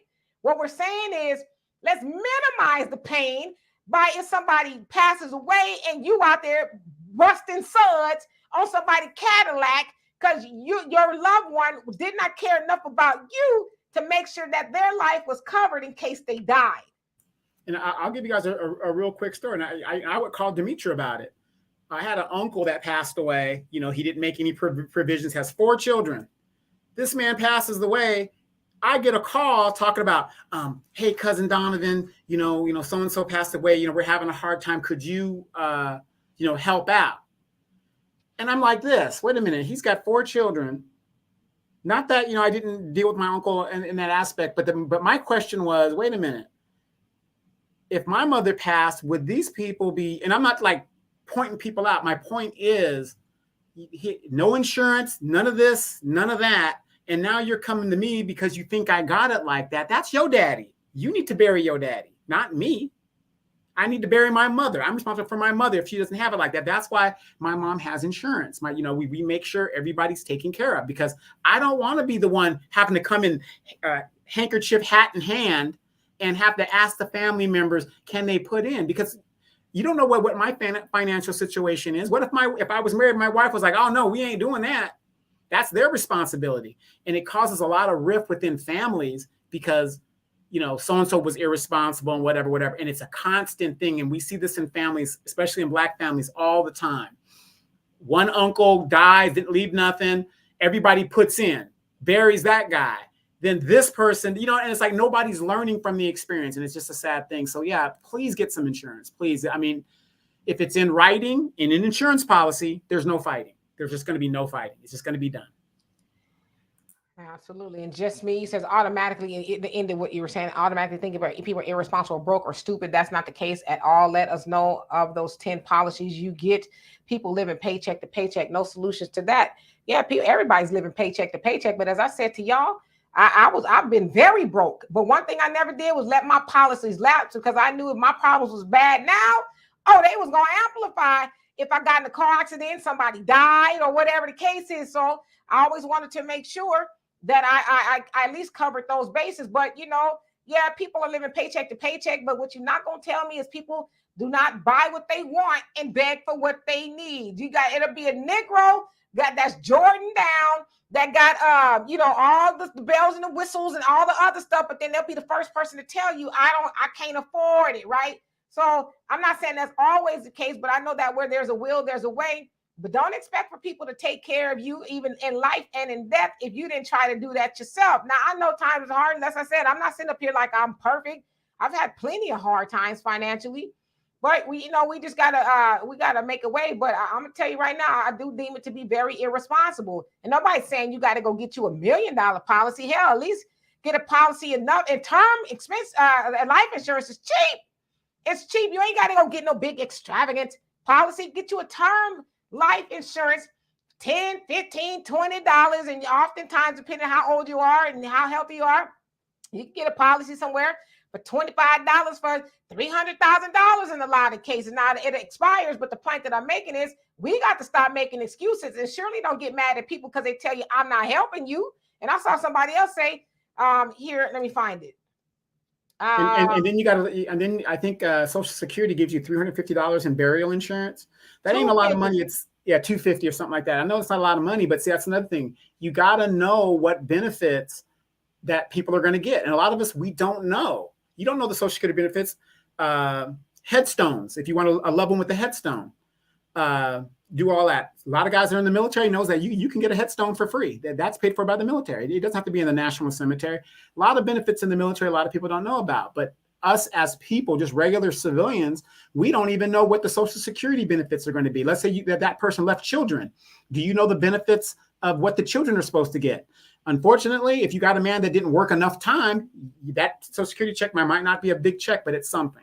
So we got to know what we're entitled to, and get it. Thank you, dear brother Easy, for the donation. Love and appreciate you for that. Andre, you said, since you won't wash cars, can you at least buy a t-shirt? I will not. No, I'm not buying no t-shirt, especially if you're raising it to bury your loved one. I'm not going to do it. And I always say, there, but for the grace of God, there go I, which means that I hope I'm never in that situation, but I will do my best to never be in a situation, to God forbid, if I pass or my daughter passes, that somebody else is going to have to do the heavy lifting. It is my responsibility to make sure that I'm covered. And since that is my daughter and I'm her next of kin, we'll make sure she's covered. That's just the way it is. And when you get a husband or a wife, you make sure they're covered. You have some babies, you make sure they're covered. And if you got a mama, you don't know if she's covered, or your daddy, you make sure they're covered as well. We have made sure that my father is covered, because at the end of the day, that's our responsibility, right? So no, I'm not going to buy no t-shirt. I'm going to wish you luck. And I know that sounds mean, but I'm telling you, I know for a fact somebody has knocked on their door or had a conversation with them about buying life insurance, and they didn't want to do it for whatever reason. So I know people is going to say that's mean, but, and just me, you says, we never did that. We don't beg blacks. The Most High God provided. You know what, though? And this is why I say about the people who thump the Bible. You talking about the Most High God provided, but don't you think that he provided when he perhaps sent somebody to your house and said, hey, here's a life insurance policy you need? Because I don't think God's will was for y'all to be out there raising money to bury your cousin. Don't lie on God. God is not the author of confusion, but people like to contort the word of God to fit their narrative and their ignorance. But God didn't tell you to go out there and bust no suds and bake no cakes and have no fish fries and none of the other stuff to bury your loved ones. So don't do that. Do not lie on God. Moni says, can we please talk about Donald Trump and 19 people being indicted before you leave? Yep, we will talk about it. Matter of fact, I'm going to talk about it right now. Donald Trump was indicted with 19 other people who are said to be Republicans. They were indicted in Georgia due to election tampering. It's one of many indictments that Donald Trump is facing. Should he be indicted for that? Yeah, I guess so. But then let's also have the conversation about Joe Biden and his son, Hunter, getting all this money that they have not declared where they got it from, including crack being in the White House. So if we're going to indict one person, and Trump is not my president, I did not vote for either one of them. But if we're going to talk about indicting one, then you need to talk about indicting the other. Period, point blank. See what I'm saying? So, and also there's nothing you're going to be able to say to convince me that this is not a political witch hunt, because they know if Trump comes back to run, which he is, that he's probably going to win. But in my opinion, and who am I think it's going to backfire on the Democrats, because a lot of people, even Democrats, are saying, yeah, now the system is being abused to go after Trump, so that he doesn't run. It's the DOJ and other entities. Now I know that the DA in Georgia, she's considered to be conservative, but she was everything the Republicans wanted. Conservative, hard on crime. She wasn't having it. Look at the rappers in Atlanta she put in jail under the RICO Act. 11 RICO cases, and I think she won 9 of them. Yeah, so she's gone after everybody. So they kind of backfired on the Republicans as well. Mike Nice, if I didn't already, how you doing? He says that's a tough pain. Yeah, losing your mamas. That's whoa. I don't care, y'all. If y'all don't have a good relationship with your mama or your daddy, you better get one, because when they not here, it's hard. I had a good relationship with my mama when we had our issues, but I had a good relationship. But I miss my mama every day. She been gone almost 7 years. Every day I miss my mom. Yeah, and the funny thing is, I miss her too, because she was a funny lady and beautiful lady. But I remember there would be times when Dimitri was like, "Woo!" and it was funny. But those are the things that you miss about your mom, and and having her around. It's challenging sometimes, but when that person's gone, they're gone forever. Absolutely. Just me. It says I already buried both parents. I know how it feels to cry in the bank. Yeah. So in the bank, everywhere, right? Just when like sometimes for me, I'm good most of the time, but I might hear a song or think of something or see something, and it just hits me like, damn, my mama really gone. This is not right, and I have a moment and I'm good, but it could just really be anywhere. And Common Man, he says, yeah, when you're broke, it only gets worse. Yeah, it amplifies. Just Me says, my ex stole money out of my purse to pay her insurance. Yeah, any means necessary. Well, I mean, come on now you're being ridiculous. I'm not saying to steal it. I'm saying to use your God-given ability to earn it, to take care of it, right?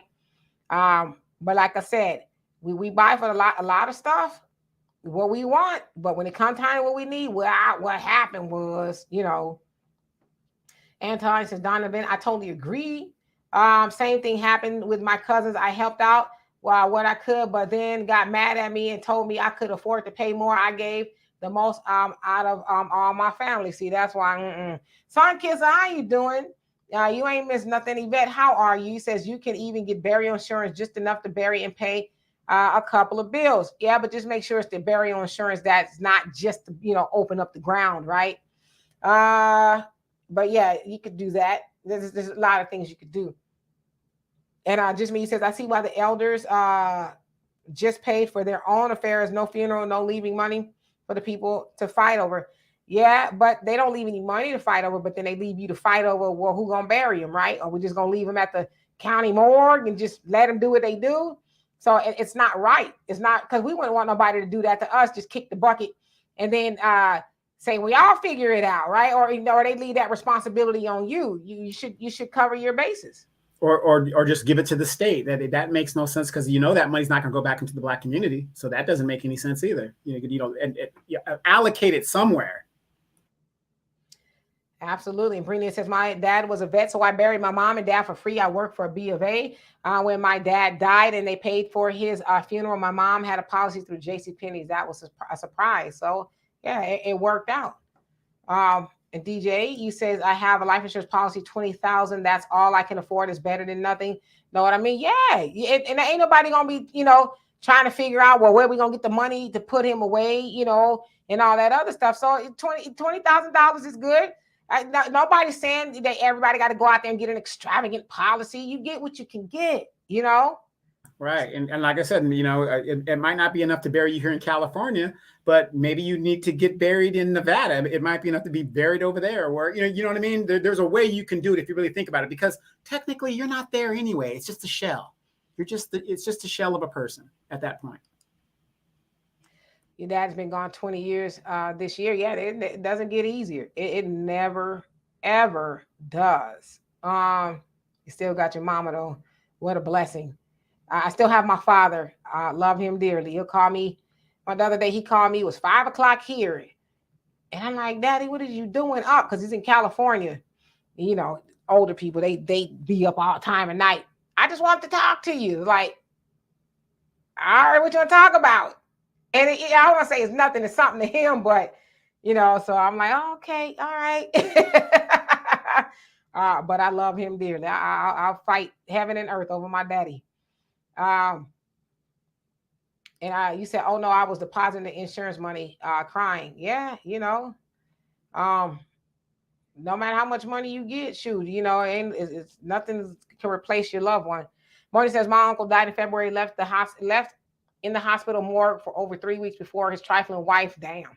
I could get up the policy to get him buried. The trifling trash wife got made mad over inquiring about her. Yeah, and that's the other thing. Be careful who you marry, because who you marry might be a money grubbing individual, and they end up with everything that your grandfather or whoever. In my case, it was my grandfather. Uh, everything that they built, they end up with it, right? So just be careful who you bring into the family. Harmony and peace, tranquility. How you doing? It says majority of people spend their money on dining out, hair, nails, video games, instead them saving their money and purchasing life insurance. Yeah, there's a whole lot of things that people allocate the money toward, and then when it comes to the time to getting down to it, it's like, well, I don't have it, but you're real cute though. And I want you guys to think about these grandkids some of you guys are starting to have.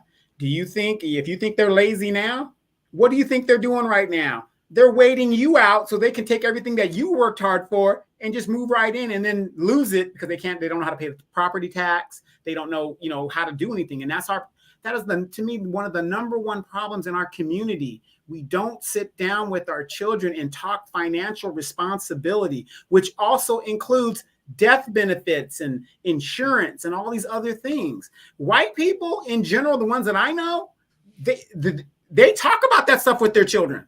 They know where the policy is. They know all that stuff. And I'm not trying to generalize and say that we're, a bad thing for doing that. But the thing is, we need to get in the habit of talking financial things with our children and how things work.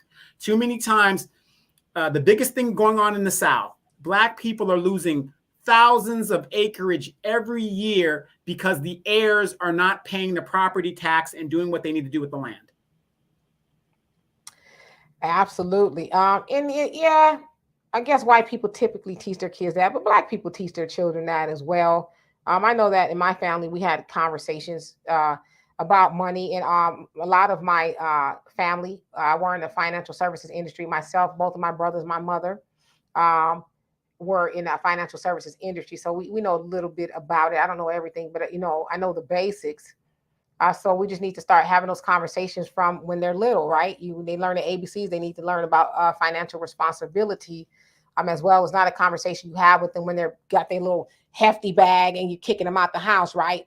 You have to have that conversation with them earlier on. Teach them about money, how to make it, and how to save or actually earn it. Earl Nightingale says money is made in a mint. Everybody else has to earn it. So exactly. And your rich is based on what you have in the bank, not what you owe.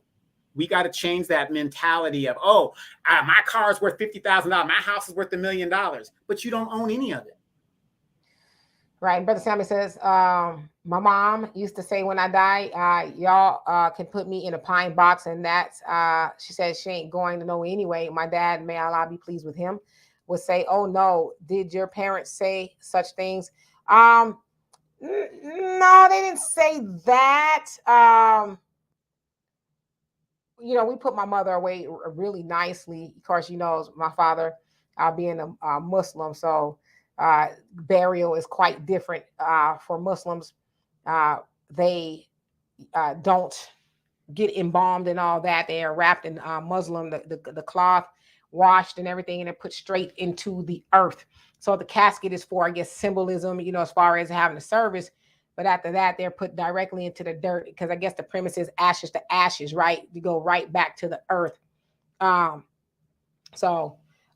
guess, but no, I know that, but as far, we never had that conversation. But I'm like your mom. I tell my daughter, just roll me off a cliff, take the money and run, because I'm not gonna know. So I do have that conversation with her, and she might just do it too.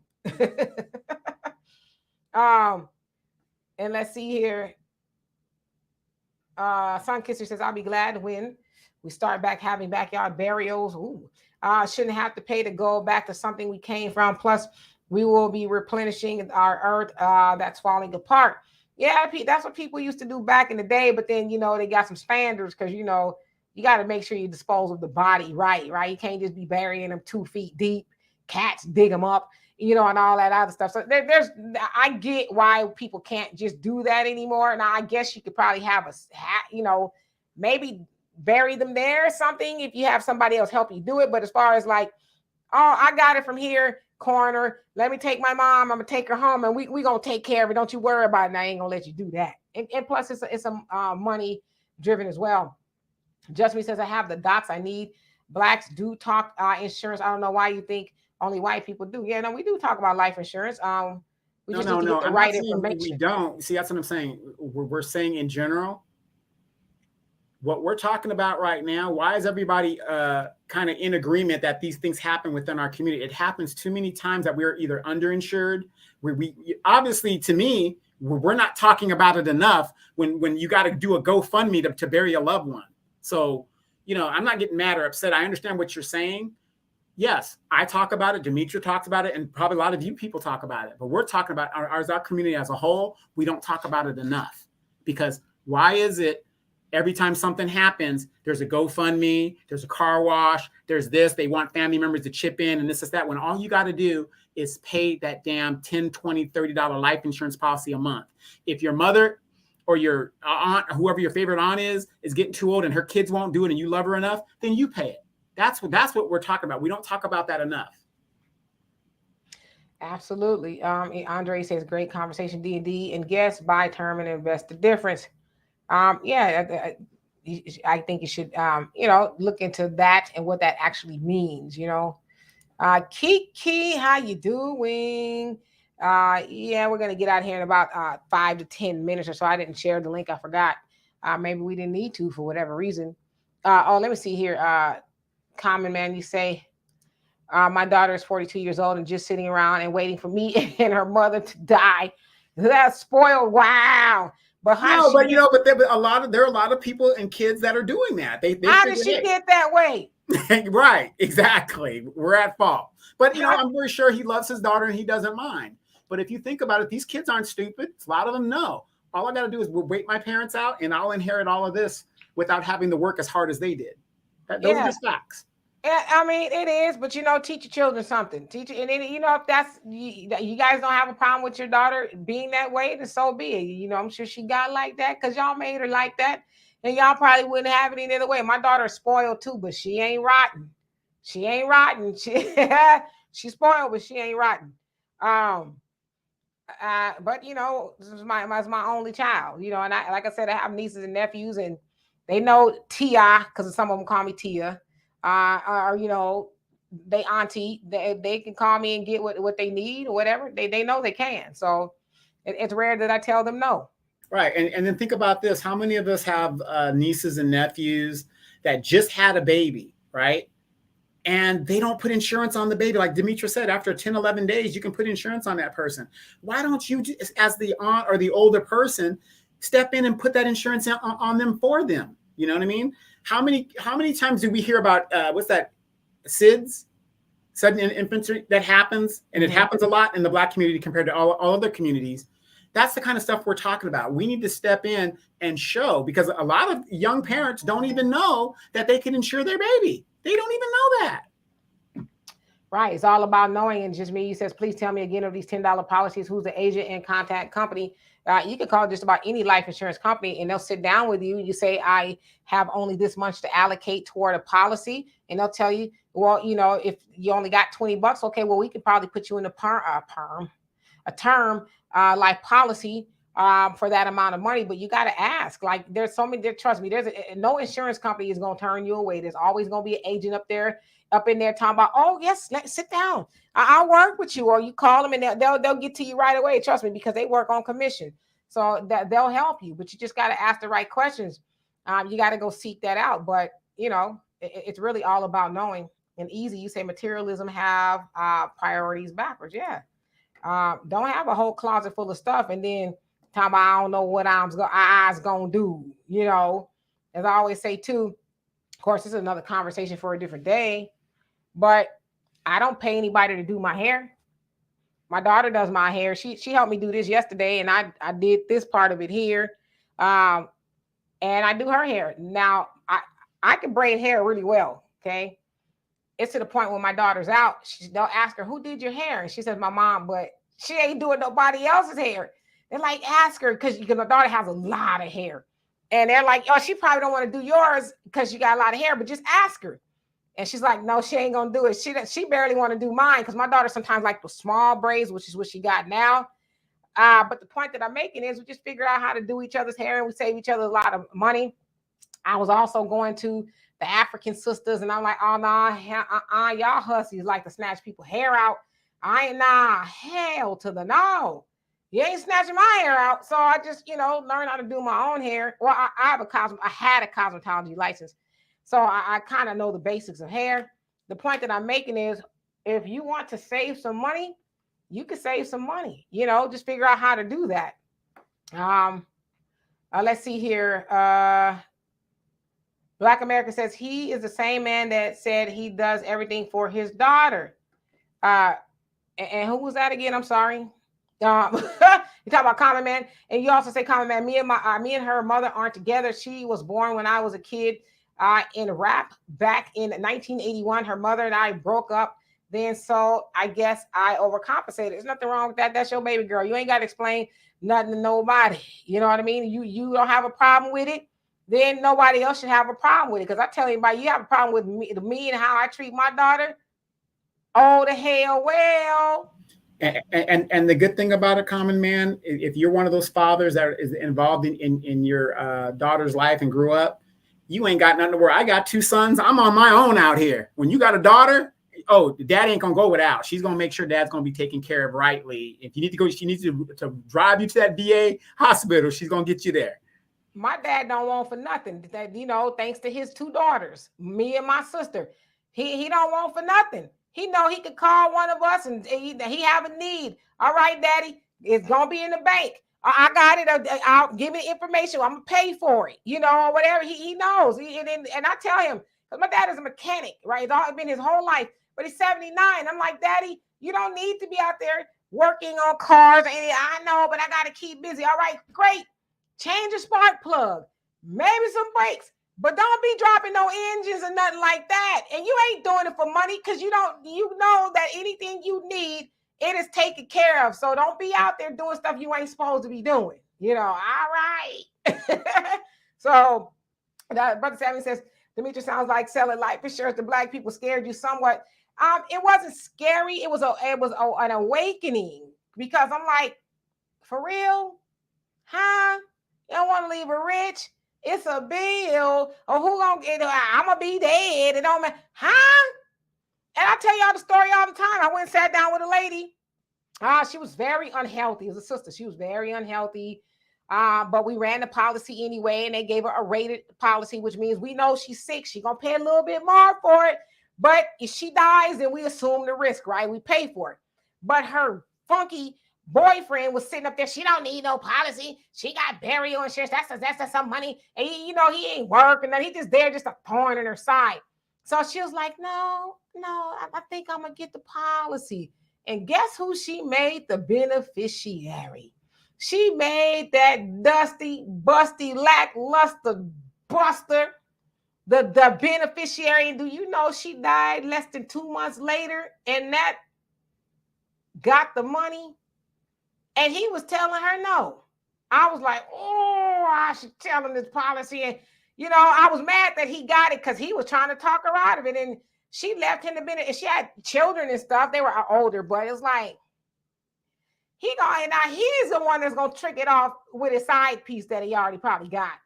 You know what's funny, Demetri? And I know a lot of people won't agree with me. And you guys know I'm pro man all the way. But I was talking to my mom, and she was saying, like, guys that are in her age group, the older gentlemen that are up there, she said that these guys are basically old hobosexuals. They're looking for women that are going to take care of them versus being men that already have their stuff together. But like I said before, the baby boomer generation, not all of them, but they were the first generation that kind of rebelled against what they were supposed to do in regards to roles. So a lot of those guys, instead of taking care of their families, they walked away from families. They didn't accumulate like a house or any wealth. That's why Big Mama got the house. The women were doing what they were supposed to do. And, it's just funny how, we look back on it now and you look at these older gentlemen that didn't do what they were supposed to do when they were young. And now they're wishing and hoping somebody's going to be there to take care of them. And they push these women to get policies so that they could be taken care of. And that's kind of how the roles kind of got switched a little bit in what's going on. And at least that's what me and my mom were talking about the other day. She was saying how these older men now are looking for these women that will take care of them. Forever Clear, how you doing? Says, does Donovan sell life insurance? And if so, can someone put the information in the chat? He does not. Neither one of us sell life insurance, but there's a lot of people out there. You could throw a rock and hit a life insurance agent. Let's see. Is Jerry Green? Are you still on here? I know that Jerry Green, he sells life insurance. You can contact him on Facebook. Let me see here. Let me find his hold on a second, because he was up here. I want to put his picture up here. I don't know if he is still here. Here he is. So that's Jerry L. Green. Find him on Facebook. I believe he does sell life insurance. So if y'all want life insurance, he would be the guy to talk to. So I'm gonna leave him up there. But as far as people, men getting older and now needing somebody to take care of them, and there's a saying called hospice husbands. Hospice husbands is where a man is unhealthy, burnt candles at both ends his whole life, didn't do anything responsibly, just tricked off in every way, shape, and form. And then when it comes time to have somebody take care of him, his children probably don't want to have anything to do with them. He's, screwed everything that ain't nailed down, but never made a commitment to any of them. Then it comes a time that's like, gosh, I'm kind of here by myself. And, it'd be nice. Let me try to find me something, and then you have to go dangling your little Social Security check to the young tenderonis, y'all got some money. And of course, she gonna like, oh, okay, I help you spend that little $50 a month, whatever. But then she's like, yeah, I didn't sign up for this. I got to push a wheelchair around and, do all this other stuff. So the point is, as they say in the nation, settle down to a good choice and, do it as soon as possible. Because I'm going to tell you right now, when I am in my 70s, I'm going to still be moving around like I am now. And I do not want no old, triple OG man that's, barely getting around and, no, I'm going for an evening walk and you need to be able to go with me or whatever the case is, but I'm not signing up for that. I don't care how much money he has. I'm not going to be your nurse. So the point is, do what you can, take care of yourself and settle down to a good choice. Not a choice that's, just kind of there, but a good choice. Somebody who's going to, be there to take care of you and all that other stuff. So yeah, your mom is right. That is what's going on. So you guys, again, if you're looking for a life insurance, are you interested? Hit up Jerry Green on Facebook. I've known Jerry for a very long time. I know he does sell it. So it's just, have a conversation. And he does living wills and stuff like that. So that's another thing to get it, to get going. So he knows the stuff. So. Mm-hmm. Oh yeah. So here he is. And there's his number. So you guys are interested. I'm going to leave his number up. Because, and I don't sell life insurance or at all. Donovan doesn't, but you guys are asking for the information. So, there it is. He can have a conversation with you. And, it's important to have a conversation with somebody who's going to go through all of your budgeting and, and the other thing too is when I sold life insurance, people didn't want to be forthcoming. Well, I do all right. This is how much. And it's like, come on, be honest so I can help you. Listen. I'm not going to judge you if you got, 2 nickels only to rub together. Let's figure out how you can get more of it or you don't go into dire straits this in case somebody dies, right? So be honest, have a conversation. This is what I'm working with. And this is my expenses, right? So that whoever you work with, they can say, all right, let's, put something together that is not going to be a hardship on you, right? So, yeah, Anita, they want to dangle a little $50 a month Social Security check. Hey, baby, you doing? I ain't got 2 minutes no more, but I got about 30 seconds. It's gonna take. Wait a minute. Wait. It's gonna take me 10 minutes to get there. But it's gonna last about 30 seconds. But that's why I got a good time for you, girl. Wait. No, part of that $50, at least 10 of it has to go to get them blue pills. Right. Hey, Big Rich, how you doing? So Donovan, that goes both ways. A lot of these women are obese and very lazy. You're right. But Big Rich though, if the brother got himself halfway decent and together, I ain't looking for no Big Shirley. I want the best I can get. If I can get me a little fine, little scrumptious little thing, I'm gonna get me a little thing. Yeah, I mean, that's true. We got to have both sides of the conversation. There are some women who's, I'm looking for a good man. It's like, how? You can't even leave the house. I probably got myself in trouble. I didn't mean to. I'm just saying, we all have a duty to each other. Like, I work out every day. I don't like to work out every day. Some days I'm like, I just don't want to get out of bed. But then, after about 7 o'clock, I'm like, okay, get up. Even though, because my daughter's like, you don't have anything to do today. Why are you getting up early? I'm like, it's a habit. Like, I like to get up, open the blinds, and, do what I got to do and keep it moving. But I work out every day. Whether I'm doing a cycle class, I have a cycle in my room. I'll do that, and then I'll lift weights and I walk. I can't really run just yet because I told y'all I hurt myself in June when I was visiting my dad. It's coming together. I finally went to the doctor and they told me what to do. I'm responsible as far as my eating. I barely eat sugar anymore. I'm plant-based. So the point that I'm making is I'm doing all that I can, that when I am older and, God blesses me with somebody, he ain't going to get no old, decrepit woman. He ain't going to get some woman that's like, ooh, child, I sure wish I could, but you going to get this tonight. Again, you're going to get it every night. Hurry up, Oh, shut up, Demetri, because you're going to get yourself in trouble. But the point that I'm making is, Demetri, it's only going to take 2 minutes. Come on now. Then in that case, just let me have a V8. Okay, I could have had don't make me wonder if I should have had a V8 or not. Damn, I should have had a V8. But instead I had a Vienna sausage. Okay, it's time to go. It's time to go. I'm getting a little bit too free with my mouth. That's what she said. I'm just playing.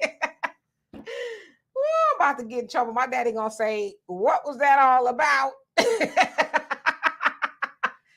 All right, for real. Again, reach out to Mr. Green. There is his number if you're interested in getting some life insurance. If you don't have it, we've given you everything you need to at least try to get started. That's all I'm gonna say. Okay. Brother Samuel says, I have life insurance. However, I hated talking to insurance agents because it seemed like they were cursing death on you soon if you didn't sign up, like they're bringing death on sooner. So yeah, that's the wrong approach. That's what we call the shotgun approach, right? You're gonna die if you don't get the life insurance policy. What happens if you die? No, you got to do it gently. Life insurance is to protect against death. It's in case somebody dies and you don't have to go back to work. And it's just, it'll bring you a little bit of peace of mind. It won't help you in grief, but it'll help you not grieve harder, right? But yeah, people talking to you like that, that's about them. Life insurance process should be about both the agent to make a check and make sure that the client is getting what they need. So that scare tactic stuff, I never liked that at all. So let's see here. We about to get out of here because I'm about to get myself in trouble. Anita says, I would have a better time with a glass of wine. Well, damn. He says, if Tito, how you doing? If I'm in a wheelchair, you want to push me around, Demetri? How much money you got? I'm just playing. As a friend, I would, but as my man, I'm like, something happened to you, it's a different story. But if I'm tying a knot with you and I'm rolling you down the aisle and hell to the no. Like I said, because I'm doing what I got to do to keep it, foxy for myself and whoever I'm with. So shoot, I think I deserve the same at the very least. The numbers for if anybody is interested in having a conversation about life insurance. Donovan and I do not sell life insurance, but Mr. Green does. So if you're interested in that, he can point you in the right direction or help you at the very least, right? So that's all I'm saying. Common Man says you have to be real with yourself. Then it becomes easy to get life insurance. Just be real. Yeah, just be honest. Be honest. So anyway, we're going to let y'all go. I know Donovan's got probably a city council meeting. He needs to go stir up some trouble and have some good trouble at the council the council meeting or whatever. Get under the old ladies' wigs and making them mad and all that. Well, actually, tonight I'm making sure no damn pastors come in there panning for no damn money, and I'm gonna tell them why. Y'all ain't in the streets. I don't see y'all helping the homeless, so y'all ain't getting none of this tax dollars. You ain't getting jack. Absolutely. And yes, Jerry Green says 3 reasons to have life insurance. 1, live too long, to become ill and die too soon. Yeah, all very good reasons. And Sun Kisser, you say nobody wants just give me a minute, man. Brother Samuel, you say, yes, you can't be like the vegan woman that juices and was married to the meat eater and old looking. Yep, I know exactly what you're talking about. The sister, she's probably 80 now, and her husband's the same age, but she's often confused as his daughter because he continued to eat meat and she continued on with the plant-based lifestyle, and he's like this in a wheelchair. And she got a little cat suits on and hey, like, but she said, I will never betray him. I will never leave him because he was, was my husband my whole life. He's been good to me and our children, and I will never ever forsake him. So she, he got him a good woman, but he expressed regret. He says, I wish I would have started on. She started when she was 40. He said, I wish I would have started then, and then I'd still be able to keep up with her and And all that. that is our problem as a people. We are reactionary. We're not proactive. We react, and that's our problem. Yep. So anyway, I love you all dearly. Yes, Patty LaBelle, she got her young Thundercat, or she did anyway. Big ups to Patty LaBelle, You're welcome, Pamela. So we'll see y'all tomorrow with Walter. We're going to have a better day tomorrow. Donovan, you're always more than welcome to come on. Wealth Wednesdays. We're going to have a really good topic. Walter and I discussed this a couple of days ago. So we'll see how it goes. But in the meantime, hi, Right. Rings G. How you doing? Right. And then for those that don't tune in for Wealth Wednesdays, last week was a great show. So if you've never seen Demetra and her brother have a conversation, I was just sitting there just in the popcorn. So it's a really great conversation, and it's mostly about finances. So I strongly recommend people to tune in. It was more like a razor blades and lemon juice conversation. Big Richie says, I always say meat is poison to our body. If we have to cook it to digest it, we shouldn't eat it. Yeah, to each his own, but I choose just not to eat it because I feel better. So yes, thank you all. Love you guys dearly. You guys be safe out there, and have a great rest of your evening. Peace.